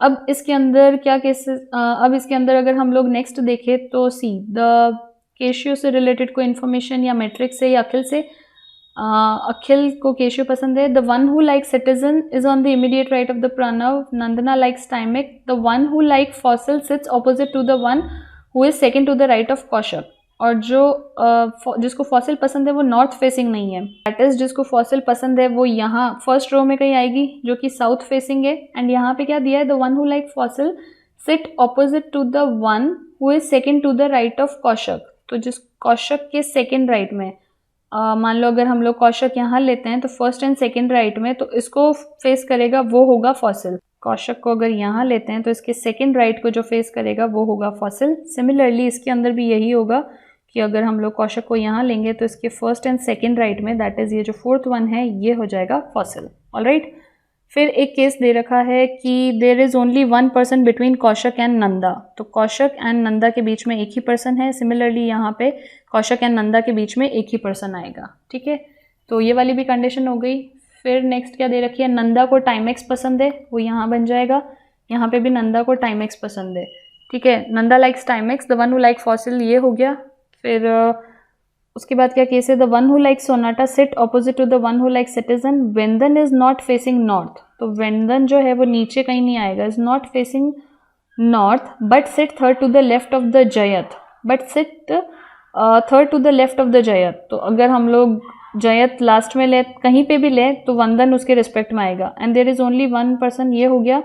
अखिल हो गया, the one who like the Citizen is on the immediate right of the Pranav who does not like Aspire. तो अब इसके अंदर भी अगेन आपको जितने भी केसेस बच रहे हैं उन सब के अंदर वापस पॉसिबल केसेस लेके चलने हैं, ठीक है। तो अगर आप ये वाला देखोगे that Vendan is not facing north, तो वो साउथ फेसिंग होगा, मतलब अपर रो में आएगा, but sit third to the left of the Jayant who like Sonata, ठीक है। तो अब हमको यहाँ पे अगर जयत फर्स्ट बनाते हैं तो फर्स्ट सेकेंड थर्ड, तो यहाँ पे तो जयत नहीं आ सकता क्योंकि उसको सोनाटा पसंद है, तो ऑब्वियसली इस केस के अंदर क्या होगा, जयत यहाँ पे आएगा सेकंड में, तो उस केस में वंदन यहाँ पे आएगा, एंड जो जयत है उसको सोनाटा पसंद है, ठीक है। सिमिलरली इसमें भी क्या होगा कि जयत यहाँ आएगा जिसको सोनाटा पसंद है, तो लास्ट में जो वंदन है वो यहाँ पे आ जाएगा, ठीक है। इतना बन गया। एंड फिर क्या है, Dilip sit opposite to Shami and the one who like Maxima. फिर Sonata, the one who like Sonata sit opposite to the one who like Citizen, तो इसके ऑपोजिट यहाँ पे इसको सिटीजन पसंद होगा, सिमिलरली यहाँ पे इसको सिटीजन पसंद होगा। फिर ये हो गया, the one who like Citizen is on the immediate right of Pranav. अब जिसको सिटीजन पसंद है वो प्रणव के इमीडिएट राइट में है, रिमेंबर, तो यहाँ पे तो प्रणव आ ही नहीं सकता है, दैट इज ये केस भी एलिमिनेट हो गया है। तो बस अब एक केस बचा कि ये प्रणव यहाँ पे आ जाएगा, ठीक है। तो one who like Citizen sit to the immediate like of Pranav and Pranav को एस्पायर नहीं पसंद है, ठीक है। फिर क्या केस बचा है, Rohan does not like Aspire, Pranav को भी एस्पायर नहीं पसंद है, और Akhil sit opposite to the one who sit to the Matrix. अब ऑपोजिट वाली कंडीशन में सिर्फ एक ही केस बचा है, वो ये वाला है, ठीक है। एंड इसमें भी क्या बोला है कि Dilip sit opposite to the one who like Shami who like Maxima, that is Shami यहाँ आएगा क्योंकि इसको मैक्सिमा पसंद है, एंड इसके ऑपोजिट में दिलीप आएगा क्योंकि इसको मैट्रिक्स पसंद है, ठीक है। सो ये एक केस बनेगा। एंड ये हो गया, Dilip sit opposite to Shami who like Maxima, the one who like Sonata sit opposite to the one who like Citizen, ये भी हो गया। वेंदन का हो गया, there is only one person, Akhil हो गया। एंड सारे केसेस हो गए। The one who like Fossil sit opposite to the one who is second to the right of Kaushik. And Rohan को एस्पायर नहीं पसंद है, इसको भी एस्पायर नहीं पसंद है, दैट इज एस्पायर यहाँ पे पसंद होगी। सो अब हमारे सारे केसेस कंप्लीट हो गए, ठीक है। तो इसके अंदर क्या होगा, सिर्फ एक पोजीशन बची, ये आ जाएगा रोहन, बिकॉज रोहन को एस्पायर नहीं पसंद है, एंड सिर्फ एक पर्सन बचा दैट इज जी, तो वो यहाँ आ जाएगा। तो ये लास्ट में आपका फाइनल डायग्राम है, जी जे डी आर वी, एंड यहाँ पे आएगा पी के एस एन ए। जो जी है उसको एस्पायर पसंद है, जे को सोनाटा, डी को मैट्रिक्स, आर को फॉसिल, वी एक बच गया, एंड वॉच भी एक बच गई, that is first track. Similarly यहाँ पे ए को केशियो, एन को टाइटन, एस जो है उसको मैक्सिमा, के जो है उसको सिटीजन का वॉच, तो यहाँ पे सिर्फ एक वॉच बच गई, दैट इज जो कि पी को पसंद है वो हो जाएगी टाइटन। तो काफ़ी लेंदी वाला ये अरेंजमेंट था जिसमें आपको सारे पॉसिबल केसेस को लेके चलना है एंड फिर बनाना है। तो this will be your last and final diagram, alright. And then इससे रिलेटेड क्वेश्चंस देख लेते हैं। इसका आंसर होगा प्रणव, जिसको टाइटन वॉच पसंद है। फिर नेक्स्ट का आंसर होगा who sit opposite to Kaushik, तो आंसर आएगा जयंत। फिर है who sit opposite to the one who like Akhil, तो इस केस में राइट आंसर होगा the one who have the Matrix watch. Who sit at the right end of the road to के right end में कौन बैठेगा, तो साउथ फेसिंग है इसलिए यहाँ पे राइट एंड पे आ जाएगा Ganpati. And last question is who among the following is the immediate neighbour of the one who has the Maxima watch, तो इस केस में राइट आंसर बनेगा option number B, that is Nanda, ठीक है। इसके बाद नेक्स्ट क्वेश्चन है जो कि अगेन आपको एक सिटिंग अरेंजमेंट दिया है। यहाँ पे क्या बोला है, 8 person are sitting in a straight line facing the north and उनकी बर्थडे जो है वो अलग अलग मंथ में आती है, 1 2 3 4 5 6 7 एंड 8, ठीक है। G sit third to the right of the friend whose birthday is in May, the friend whose birthday is in August sit second to the right of G. A and E are immediate neighbour of each other, neither A nor A has the birthday in May or August, neither A nor E is the immediate neighbor of G। दिया है H sit right to the friend whose birthday is in January, A E का किसी का birthday जनवरी में नहीं आता है, H का अगस्त में नहीं आता है। 2 people sit between A and the birthday जिसका जुलाई में है, only 1 person sit between E and B and C's birthday is before July, E's birthday is after April, G's birthday come after A। सारी की सारी अगेन जो इसके अंदर information है वो सारी ही रिलेटिव है, कोई भी डायरेक्ट इन्फॉर्मेशन नहीं दी गई है। तो काफ़ी डिफिकल्ट लेवल का रीजनिंग इसके अंदर रहा था क्योंकि सारे ही पजल एंड जो सिटिंग अरेंजमेंट है वो सब आपको बहुत ज़्यादा टाइम कंज्यूमिंग है, दैट इज़ ये सारा डेटा आपको अज्यूम कर करके ही बनाना है, ठीक है। तो हम लोग स्टार्ट करते हैं। यहाँ पे सबसे पहले क्या बोला है, G sit third to the right of the friend whose birthday is in May, तो जी उसके थर्ड राइट में बैठता है जिसकी बर्थडे मे में आती है। फिर एक कंडीशन दे रखी है कि the friend whose birthday is in August sit second to the right of G, तो कम से कम हमको जी को यहाँ लेना पड़ेगा। देखो जी अगर हम लोग मे यहाँ लेते हैं, ठीक है, नॉर्थ फेसिंग है, तो क्या कंडीशन है, G sit third to the right of the first, second and third, G यहाँ पे आएगा। एंड देन नेक्स्ट कंडीशन है the friend whose birthday is in August sit second to the right of G, तो इसके second right में जिसका birthday आता है वो यहाँ, दैट इज हमको मिनिमम जी को यहाँ तो लेना ही पड़ेगा। इसके अलावा और क्या क्या केसेस बनते हैं, 1 2 3 4 5 6 7 एंड 8 पर्सन है, ठीक है। अगर मान लो मे यहाँ आता है तो उसके फर्स्ट एंड सेकेंड राइट में जी यहाँ पे आएगा एंड उसके बाद अगस्त यहाँ पे आ जाएगा, ठीक है। एक कंडीशन ये भी बनती है एंड एक लास्ट कंडीशन बचेगी जिसमें 4 5 6 7 एंड 8 पर्सन है। तो अगर मान लो मे यहाँ है तो उस कंडीशन में जी सेकेंड राइट दैट इज यहाँ आता है एंड उसके सेकेंड राइट में दैट इज अगस्त यहाँ पे आ जाएगा, ऑलराइट। फिर आपको नेक्स्ट कंडीशन क्या दे रखी है, G sit third to the right of the friend, G sit third to the right, first second third, यहाँ पे फर्स्ट सेकेंड सॉरी यहाँ पे थर्ड में आएगा एंड इसके सेकेंड राइट में अगस्त यहाँ पे आ जाएगा, तो ये केस तो बनेगा ही नहीं, ठीक है। फिर क्या दिया है, G sit third to the right of the friend whose birthday is in May, the friend whose birthday is in August sit second to the right of first second and यहाँ जी आएगा तो first second of G. A and E are immediate neighbours of each other, A and E हमेशा साथ साथ आएंगे। ए and ई का जो birthday है वो मे में या अगस्त में नहीं आएगा, ठीक है। अब अगर ए एंड ई का बर्थडे मे अगस्त में नहीं आएगा तो ए ई या तो यहाँ आ सकता है या फिर यहाँ आ सकता है। इस केस के अंदर भी ए ई या तो यहाँ आएगा, ठीक है, बट मे एंड अगस्त में नहीं आएगा। Neither A nor E is an immediate neighbour of G, अब पता चल गया कि ए ई यहाँ नहीं आएंगे क्योंकि ये जी के इमीडिएट नेबर नहीं है, सो या तो ए एंड ई यहाँ आएंगे या फिर ए एंड ई यहाँ आएंगे, ठीक है। सो क्योंकि वो जी के इमीडिएट नेबर्स नहीं हैं और इस केस के अंदर साथ साथ बैठेंगे, दैट इज ए एंड ई यहाँ आएंगे या ई एंड ए यहाँ पे आएगा, ओके। इसको थोड़ा सा क्लियर कर देते हैं। ये वाली पॉसिबल कंडीशन तो हट ही गई है, ठीक है, एंड अभी यहाँ पे कुछ भी नहीं है एंड इस जगह पे भी कोई पर्सन नहीं है, ऑलराइट। नेक्स्ट इज यहाँ पे दिया है एच से third to the right of the friend whose birthday is in January, neither A nor E has it birthday is in January, H का बर्थडे अगस्त में नहीं है, ए ई में से किसी का जनवरी में नहीं है, यहाँ पे जनवरी नहीं आ सकता। एक कंडीशन बचती है कि अगर हम लोग यहाँ पे जनवरी ले ले तो एच उसके third right, first second third, तो यहीं आएगा, अगस्त में एच आ नहीं सकता है, तो यही कंडीशन बची। इसके अंदर देख लेते हैं कि ए ई का जनवरी में नहीं आएगा, तो यहाँ किसी का जनवरी आ रहा है तो फर्स्ट सेकेंड थर्ड वहाँ पे एच आएगा, पर वहाँ एच नहीं आ सकता। ये मे है, ये ए ई है, यहाँ ले लेते हैं जनवरी तो उसके third right, first second third, अगस्त में एच आ नहीं सकता है, तो ये पूरा केस भी एलिमिनेट हो गया। तो बस अब हमारे पास ये वाला केस बचा है। फिर लिखा है neither A nor E has a birthday, H की बर्थडे अगस्त में नहीं आती है, only 2 people sit between E and the person whose birthday is in July. अगर मैं ई को यहाँ लेती हूँ 2 पर्सन तो जुलाई यहाँ आएगा, ई को यहाँ लेती हूँ 2 पर्सन तो यहाँ जनवरी या जुलाई नहीं आ सकता है, ठीक है। सो रिमेंबर यहाँ पे ए ही आएगा, यहाँ पे ई ही आएगा सेकंड कंडीशन में, ठीक है, बिकॉज अगर उल्टा किया तो हम लोग जुलाई को नहीं बैठा पाएंगे। तो फर्स्ट पे हमेशा ए आएगा एंड सेकंड पे ई आएगा, तो यहाँ पे ए आया, यहाँ पे ई आया एंड अब कंडीशन है only 2 people sit between A, 2 people sit between A and जिसकी बर्थडे जुलाई में है, तो यहाँ पे जुलाई वाला आ गया। फिर दिया है the person whose birthday is in February sit on the immediate left of D, जिसकी बर्थडे फेब में है वो डी के इमीडिएट लेफ्ट में।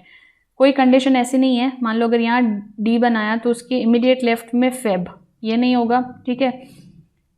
देन हम लोग जुलाई बनाए तो यहाँ फेब नहीं आ सकता है, यहाँ डी, एक कंडीशन है कि मे डी हो जाए और ई फेब हो जाए, ठीक है। The person whose birthday is in February sits on the immediate left of D, only 1 person sits between E and B, E and B के बीच में एक ही पर्सन आता है तो बी यहाँ आ जाएगा। तो अब तो एक ही कंडीशन बची कि only 2 people sit between E, only 2 people sit between E and July. The person whose birthday is in February sits on the immediate left of D, जिसकी बर्थडे फेब में आती है। तो अगर यहाँ पे ये D है तो इसके इमीडिएट लेफ्ट में यहाँ आएगा जिसकी बर्थडे फेब में है।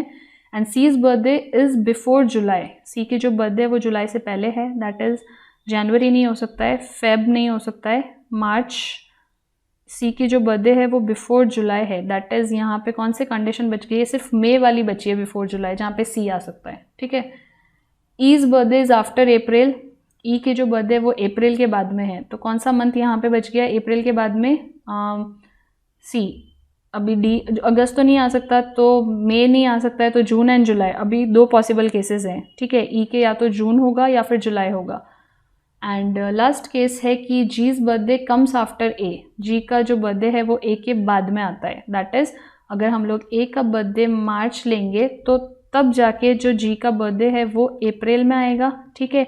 एंड अगर इसका मार्च इसका अप्रैल आएगा तो उस केस के अंदर ई बचेगा जिसका बर्थडे जून में आ जाएगा बिफोर, एंड डी अगस्त हो गया, एच फेब हो गया, जी अप्रैल हो गया, बी जनवरी, ये सिर्फ एक केस बचा जुलाई वाला, तो वहाँ पे आ जाएगा एफ। सो ये आपका फाइनल डायग्राम है। तो इन सारी कंडीशंस को मैच करना है एंड फिर आपको बनाना है। मेक श्योर आप इस क्वेश्चन को एक बार वापस करिए, जितने भी केसेस दिए हैं उन सबको बनाते जाओ एंड देन इसको ये एक पॉसिबल डायग्राम फ्रेम होगा। एक बार से आपसे इस टाइप के क्वेश्चंस नहीं होंगे अगर आपने पहले पजल या सिटिंग अरेंजमेंट के जो हाई लेवल के क्वेश्चंस है, ठीक है, एक फर्स्ट लेवल के होते हैं, एक लेवल 2 के होते हैं, एक थर्ड लेवल तक के पजल्स हैं, उनको अगर नहीं सॉल्व करोगे तो ये आपको नहीं समझ आएगा। ओके, नाउ अगर हम इसके ऑप्शंस देखें तो इसके अंदर राइट ऑप्शन होगा फेब्रुअरी। फिर next question is who among the following sits exactly between E and B, तो इसके अंदर राइट आंसर आएगा A. And then next question is H अगर जुलाई से रिलेटेड है तो इस केस के अंदर राइट आंसर भी आएगा ए। एंड उसके बाद नेक्स्ट क्वेश्चन है 69 which of the following is true regarding the D, तो सारे ही गलत इन्फॉर्मेशन है तो आंसर आएगा none is true. And last है who among the following has the birthday in June, तो जून में बर्थडे आएगा ई का। सो ये आपका पॉसिबल कॉम्बिनेशन बनेगा। So this was about the reasoning section. ये जो रीजनिंग का पेपर है ये बहुत ही डिफिकल्ट कंसिडर किया है बिकॉज इसके अंदर जितने भी पजल्स हैं एंड जो भी सिटिंग अरेंजमेंट है उनको आपको बहुत प्रैक्टिस करनी पड़ेगी। Alright, now moving on to the next and the last section of this paper, that is English language। तो इसके अंदर 30 questions है for 30 marks and जो time duration है वो of course 20 minute का sectional time रहेगा। So the first question is reading comprehension and reading comprehension के questions को solve करने से पहले हमेशा try कीजिए कि आप जो उसमें questions दिए हुए हैं उसको पढ़ो कि वो किस basis पे है and then passage को complete read करो। So the first question is what is the suitable title of the passage? The next question is what is true regarding the first time arrival of the Hill Tamil in the Sri Lanka? Next is what attracted the Hill Tamil from moving Sri Lanka from India. Next is what is false regarding the Hill Tamil in Sri Lanka. What is the main purpose of the Hill Tamil in Sri Lanka? Why the Hill Tamil have such the bad condition in Sri Lanka? Then next question is you have to find the most similar word of indigenous and indentured, and then you have to find the opposite word for murky and nascent. Right, so these are the questions that are related to the reading comprehension. Now it's quite a big passage, so you have to give one read but very slow and understand it at the same time. तो कभी भी reading comprehension के question को solve करने से पहले एक बार questions को देखो ताकि आपको ब्रीफ आइडिया आए, फिर पैसेज को पढ़ो एंड पैसेज एक ही बार पढ़ना है बट स्लोली पढ़ना है एंड उसको कन्वर्ट करते हुए पढ़ना है सो दैट आपको उस पर वापस नहीं आना पड़े। Alright, so the passage is based on I think Sri Lanka पे दिया गया है। सो Sri Lanka's ethnic सिन्हेलीज majority and the Tamil majority think of themselves as the original indigenous inhabitant of the island, an important prop to their political claim and counterclaims। तो यहाँ पे बताया गया है कि जो लोग श्रीलंका से बिलोंग करते हैं या जो तमिल माइनॉरिटी के लोग हैं वही लोग खुद को ओरिजिनल मानते हैं, उसके अलावा जितने भी लोग हैं वो वहाँ के प्रॉपर नहीं कहलाते हैं। But there is one group of the Tamil who are relatively recent arrival, पर एक ग्रुप है वहाँ पे तमिल लोगों का जो अभी अभी रहने आए हैं and whose status has suffered accordingly, and since वो वहाँ पे पहले से नहीं है and बाद में रहना है इसलिए वो सफ़र करते हैं। So the first 10,000 hill country Tamil came to work in an island nascent coffee plantation in 1827 as an indentured laborers. They marched on foot, पैरों पे चल के आए थे, through the rough terrain to the isolated camps in the jungle which they then set about clearing. Many died. But the prospect of the work in the Sri Lanka booming tea industry along the famine, poverty and the landlessness back in India led many more to make the journey. Today the Hill Tamil numbered almost 1 million, accounting for over 4% of the Sri Lanka population. तो ये जो हिल तमिल की population है जो कि पहले कहीं और रहती थी एंड अब यहाँ पे मार्च करके आई है, तो उनकी पॉपुलेशन इंक्रीज होकर 4% हो चुकी है टोटल श्रीलंका की पॉपुलेशन की। सो दे लिव मेनली ऑन और near the T estates in the mountainous interior of the island, not in the northeast, home of most of the Sri Lankan Tamil, that put them outside the homeland that Tamil separate fought for during the long civil war। तो जो हिल तमिल लोग हैं उनको main जो area है उससे बाहर रखा जाता है एंड वो डिफ्रेंशिएट करता है कि हिल तमिल अलग है एंड वहाँ के जो प्रॉपर तमिल लोग हैं वो अलग है and leaves them marginalised within the Tamil minority. So they remain one of the countries poorest and the most neglected group. And यही कारण है कि डिस्पाइट वो लोग बाद में आए, डिस्पाइट वो लोग इतना ट्रैवल करके आए, ठीक है, मतलब बेयर फुट आए एंड इतनी पॉपुलेशन है, उसके अलावा भी वो लोग पुअरेस्ट है एंड मार्जिनलाइज रहते हैं. So until recently many hill country Tamil were not entitled to vote and उनको वोट करने की भी परमिशन नहीं थी. So laws passed after the Sri Lanka became independent from the Britain in 1948 stripped them to the citizenship. Subsequent Repatriation agreements saw the large number of deported to India without their consent. ठीक है, बहुत सारे ऐसे रेपिटेरायन agreement थे जिन्होंने देखा कि काफ़ी सारे लोग डिपोर्ट हुए, इंडिया से निकल चुके थे. So Sri Lanka eventually granted the citizenship to the rest but only in stages. Some 3 lakh were stateless until 2003. So with a logo on their identity card to highlight their lowly status. तो काफ़ी सारे ऐसे लोग थे जिनको एक status भी नहीं मिला था. The mean income among the estate worker is a quarter less than that of the other rural laborers. Some 11% of the hill country Tamil are poor, well above the national figure of 7%. More than half drop out of the school of the age of 15. Only 2% pass the A-level exam taken at the age of 18 compared with the 11% among the other rural pupil. तो हर एक चीज़ में comparison होता था, weather वो living के लिए हो, examination के लिए हो. ठीक है, सो हाउसिंग इज़ अनदर प्रॉब्लम, जहाँ पे 83% of the Sri Lankan lived in their own houses in 2012 but only 22% of the estate worker did. 2/3 of the accommodation on the plantation is in the barrack style, like lined rooms or the shed. They are not only rudimentary, their occupants' right to live in them is murky.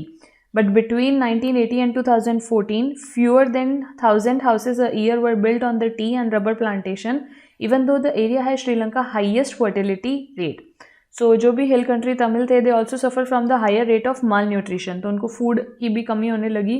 Fewer than half access to the safe drinking water. So at a plantation near Hatton, a family of 6 crams into a single tiny room built in 1930 with no running water and only a primitive shared latrine. Now the oldest child, who is 16, has already dropped out of the school to care for the younger brother who has heart problem. There is electricity but no modern appliances. तो ये सारी problems है जो कि उन्होंने face की थी. Small wonder that the young are quitting the plantation in search of work and in garment factories or on the construction site elsewhere in the country. Those that remain are becoming more politically active. In a paper presented last year to the government task force looking at how to diffuse the communal tensions in the wake of the civil war, local activists demand an apology from the state for the disenfranchisement, deportation and the neglect of the hill country Tamil. There was much talk of the restoration of the dignity and respect. So the government has paid some attention, promising to make it easier for the Tamil living on the estate to gain the title to their home. Some hope that greater knowledge of the circumstances will help. So in May, Narendra Modi, India's Prime Minister, paid a visit to Dikoya in the heart of the tea-growing country. To rapturous applause, he announced that this government would build 10,000 more cottages for the local in addition to 4,000 already completed. People think that the Sri Lankan Tamil means only those of the north and the east, said T. Ravi, a bus conductor who attended the Modi rally in Dikoya. But now they know about us and can do something for us also. तो ये complete paragraph जो कि श्रीलंकन तमिल पे या फिर जो हिल के Tamil people है एंड उनकी जो लाइफ स्टाइल है उसको डिफाइन करते हुए बना गया. नाउ इससे रिलेटेड हम लोग क्वेश्चंस को 1 by 1 आंसर करेंगे. मेक श्योर कि जो पैराग्राफ के अंदर जहाँ जहाँ पे भी इंपॉर्टेंट पॉइंट थे वो आपको हिट करे जब क्वेश्चंस आए, राइट. सबसे पहला क्वेश्चन है, what can be the suitable title of the passage. So civil war in Sri Lanka, ये हो सकता है. नेक्स्ट है situation of Tamil in Sri Lanka. ठीक है, अभी ये श्रीलंका की नहीं दिखाई है, वहाँ पे सिचुएशन किसकी दिखाई है, तमिल हिल पीपल ऑफ श्रीलंका दिखाया है. ठीक है, तमिल हिल पीपल ऑफ श्रीलंका दिखाया है. तो श्रीलंका नहीं हो सकता, इसलिए ये कैंसिल हो जाएगा. मोदीज विजिट टू श्रीलंका नहीं, ये तो एकदम लास्ट में बताया था कि क्या क्या उन्होंने स्टेप्स लिए टू इम्प्रूव, पर ये टाइटल नहीं हो सकता है. हिल तमिल्स इन श्रीलंका डिस्क्राइब किए हैं, बट क्यों वो आए वो कंप्लीट किस में बताया गया है, क्योंकि जो सिविल वॉर हुआ था उसकी बात की कंडीशन है. And demographic situations of Sri Lanka भी नहीं होगा. सबसे अप्रोप्रिएट टाइटल इसके अंदर होगा civil war in Sri Lanka. Also remember one thing, जब भी आपसे पूछा जाए कि टाइटल ऑफ द पैसेज क्या है तो आपको क्या लगता है वो आपको नहीं बताना है. ठीक है, you have to tell what author think. Author ने जो पूरा पैसेज लिखा है, सो ऑथर के according title of the passage वो किस पे फोकस कर रहा है वो होना चाहिए. Alright, next is what is true regarding the first time arrival of the hill Tamil in Sri Lanka. Now they came to work in coffee plantation, ये ट्रू है. दे केम फ्रॉम इंडिया, ये भी ट्रू है. And they came Sri Lanka by foot, so all are true, right. इसके बाद next है what attracted the hill Tamil from moving Sri Lanka from India. तो क्या अट्रैक्ट किया था उसको? सबसे पहले तो है booming tea industry of Sri Lanka, कि वो वहाँ पे काम कर पाएंगे, that's right. There were poverty and landlessness in India, तो उनको ऐसा लग रहा था यहाँ पे पॉवर्टी एंड लैंडलेसनेस है, तो ये भी ट्रू है। Easy route to Sri Lanka from India, route की तो कोई बात ही नहीं हुई है, so option D that is 1 and 2 will be the right answer. फिर है what is false regarding the hill Tamil in Sri Lanka, इसमें से क्या गलत है? Now they account for over 4% of the population of the Sri Lanka, ये तो सही है। They are marginalised within the Tamils, ये भी सही है। They got voting right after the independence of the Sri Lanka, ठीक है, तो ये वाला गलत है कि उनको श्रीलंका इंडिपेंडेंस होने के बाद वोटिंग राइट मिला, सो दिस विल बी रॉन्ग। तो 74 का राइट ऑप्शन हो जाएगा ओनली 3। उसके बाद है what is the main problem of the hill Tamil in the Sri Lanka. So यहाँ पे सबसे पहले malnutrition is the problem of most of the hill Tamil, ये सही है। They don't have the proper education, ये भी सही है। Mostly hill Tamils want to come back to India, ये कहीं मेंशन नहीं है, सो राइट आंसर होगा 1 and 2। फिर है why the hill Tamils have such the bad condition in Sri Lanka. सबसे पहले they are marginalized even in Tamil minority, तो वो अपनी खुद की माइनॉरिटी में भी मार्जिनलाइज्ड हुए थे, this is true. Sri Lankan government doesn't pay attention toward them, this is also true. And the Indian government doesn't help, पर उनका तो कोई रोल ही नहीं था, सो 1 and 2 will be the right answer. Next is आपको मोस्ट सिमिलर वर्ड बताना है of indigenous, ठीक है। इंडिजीनियस का क्या मतलब होता है? इंडिजीनियस हम लोग बोल सकते हैं जो प्रॉपर होता है, जो नेटिव होता है, ठीक है। सो इंडिजीनियस मतलब एकदम प्रॉपर, या फिर वहीं का जो लोकल पब्लिक होती है उसको कहते हैं इंडिजीनियस। तो इसका सबसे क्लोज वर्ड होगा नेटिव, जेन्युइन नहीं, फेक नहीं, पुअर नहीं, ठीक है। फिर है इंडेंट्योर्ड। इंडेंट्योर्ड के बहुत सारे मतलब होते हैं, ठीक है। इंडेंट्योर्ड का सबसे बेसिक मतलब होता है बेसिक, मतलब वहीं का रहने वाले जो प्रॉपर होते हैं वो लोग, ठीक है। अब यहाँ पे इसके साथ साथ और भी दूसरे वर्ड्स दिए गए हैं। ऑब्लिगेटेड का मतलब होता है टू कमिट समथिंग, ठीक है, किसी को कुछ वादा कर देना, ऑब्लिगेट कर देना, तो वो नहीं होगा। पुअर नहीं होगा। नोमैडिक उनको बोलते हैं वो पर्सन जो कि रोम करते हैं, roaming from one place to another, ठीक है, जो इधर से उधर मूव करते हैं उनको नोमैडिक बोलते हैं। तो पुअर नहीं हो सकता, नोमैडिक नहीं हो सकता, ऑब्लिगेटेड नहीं हो सकता। इंडेंट्योर्ड का राइट आंसर होगा बेसिक। उसके बाद आपको नेक्स्ट वर्ड बताने which are opposite to the given word. Word दिया है मर्की। मर्की का मतलब होता है something that is dark and gloomy. Dark and gloomy जो उनकी कंडीशन थी जहाँ पे वो रहते थे वो मर्की एनवायरनमेंट था, ठीक है। सो मर्की का मतलब होता है डार्क एंड ग्लूमी। अब आपको इसके ऑपोजिट मीनिंग वाला वर्ड बताना है। कॉस्टली नहीं हो सकता, पुअर नहीं हो सकता, रिच नहीं हो सकता। तो इवन दो अगर आपको राइट आंसर नहीं पता है तो भी आप मेथड ऑफ एलिमिनेशन से निकाल सकते हैं। सो अपरेंट, अपरेंट का मतलब होता है समथिंग दैट इज विजिबल और क्लियर इनफ, तो वो इसका ऑपोजिट होगा, ठीक है। इसके बाद है नैसेंट। नाउ नैसेंट वर्ड दिए रखा है एंड उसके ऑप्शन है मैच्योर, बिग, न्यू, नेचुरल, ठीक है। नैसेंट हम उसको बोलते हैं जो कि रिसेंटली बना हो, ग्रोइंग हो, या फिर डेवलपिंग कह सकते हैं। डेवलप हुआ नहीं है but at the stage of developing है, उसको बोलते हैं नैसेंट। तो इसका ऑपोजिट निकालना है। सो मैच्योर दैट इज जो कंप्लीटली रेडी है, तो ये इसका ऑपोजिट होगा, ठीक है। बिग नहीं हो सकता, न्यू नहीं हो सकता, नेचुरल नहीं हो सकता। सो नैसेंट का मतलब होता है डेवलपिंग एंड इससे ऑपोजिट जो वर्ड है वो हो जाएगा mature. So these are the 10 questions that were asked from the reading comprehension. All right. Moving on to the next question. यहाँ पे आपको combination of sentences बताने हैं जिसके अंदर error है वो वहाँ पे add नहीं होगा. That is, जैसे सबसे पहले दिया हुआ है the Hindutva expression in this region have reached out to the imaginary, to this imaginary, while the other political formations in the region have little to say on it. ठीक है. So the Hindutva expression, now see यहाँ पे क्या दे रखा है, the Hindutva expression in this region, ये correct है।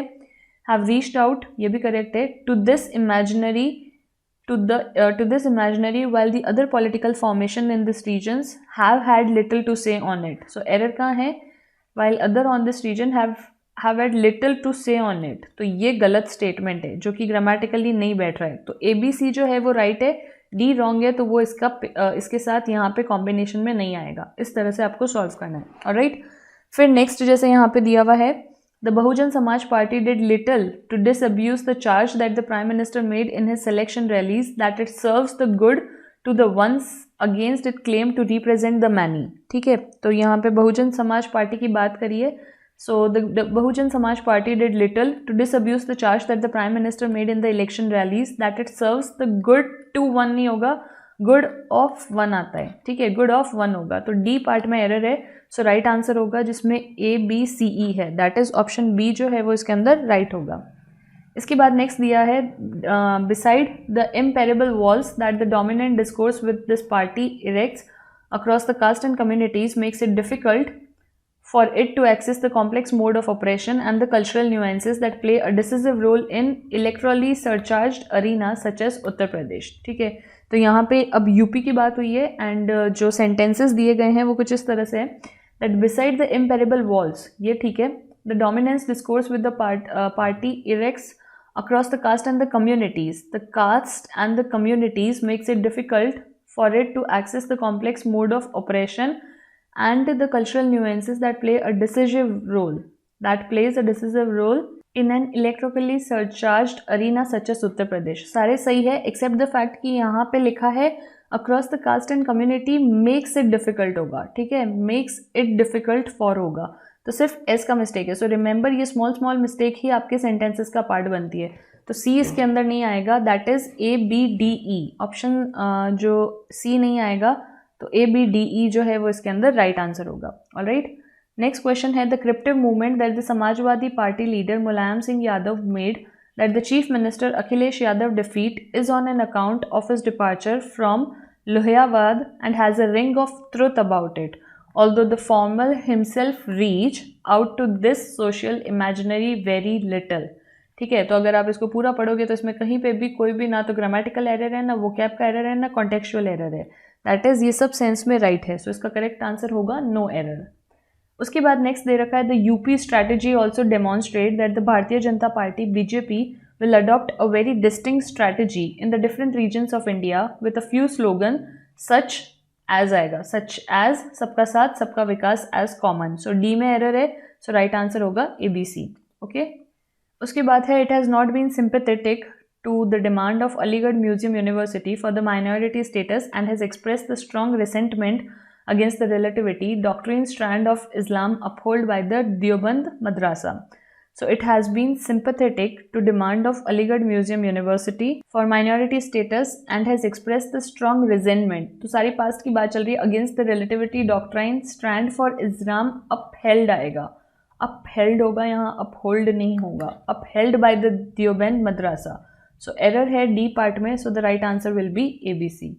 इसके बाद नेक्स्ट दे रखा है the organized Muslim political opinion has largely concentrated in carrying out the electoral strategies rather than proposing the ways by which the people who subscribe to deep differences in the beliefs and the values but share much of everyday life in common and can live together। ठीक है, तो यहाँ पे क्या बोला गया है, organized Muslim political opinion has largely concentrated in carrying out the electoral strategies rather than proposing the ways. ठीक है, अब यहाँ पे क्या मेंशन है, प्रपोजिंग वेज, रादर देन इसकी जगह आएगा propose way by which the people who subscribe. So error है सी पार्ट के अंदर, सो राइट ऑप्शन हो जाएगा A B D E. Okay, इसके बाद नेक्स्ट दे रखा है the coexistence and the toleration argument does not apply here because everyday life is deeply caught in the conflict and the language of sterile secularism do not offer a line of advance. ठीक है, सो सबसे पहले यहाँ पे क्या mention है, the coexistence and the toleration. So the coexistence and the toleration argument do not होगा, does not नहीं होगा, इसकी जगह आएगा डू नॉट गो। ठीक है, तो सबसे पहले तो एरर ए पार्ट में है, सो राइट आंसर हो जाएगा यहाँ पे BCD। इसके बाद नेक्स्ट है the invocation of the Shiva and the Shakti in this project that hit her to hurled form to a graded order and the paternalism would has implications for the Indian democracy that have been little envisaged so far। ठीक है, now यहाँ पे ये जितना भी mention किया गया है उसके अंदर देखो क्या क्या ऑप्शंस दिए गए हैं, the invocation of the Shiva and the Shakti in the project that hit her to hold formally to a graded order of paternalism would has implications for the Indian democracy that have been नहीं होगा, that has been होगा, because यहाँ पे सब past की बात चल रही है, तो हैज़ आएगा, that has been little envisaged so far। So error है डी पार्ट में, तो राइट आंसर होगा ABC।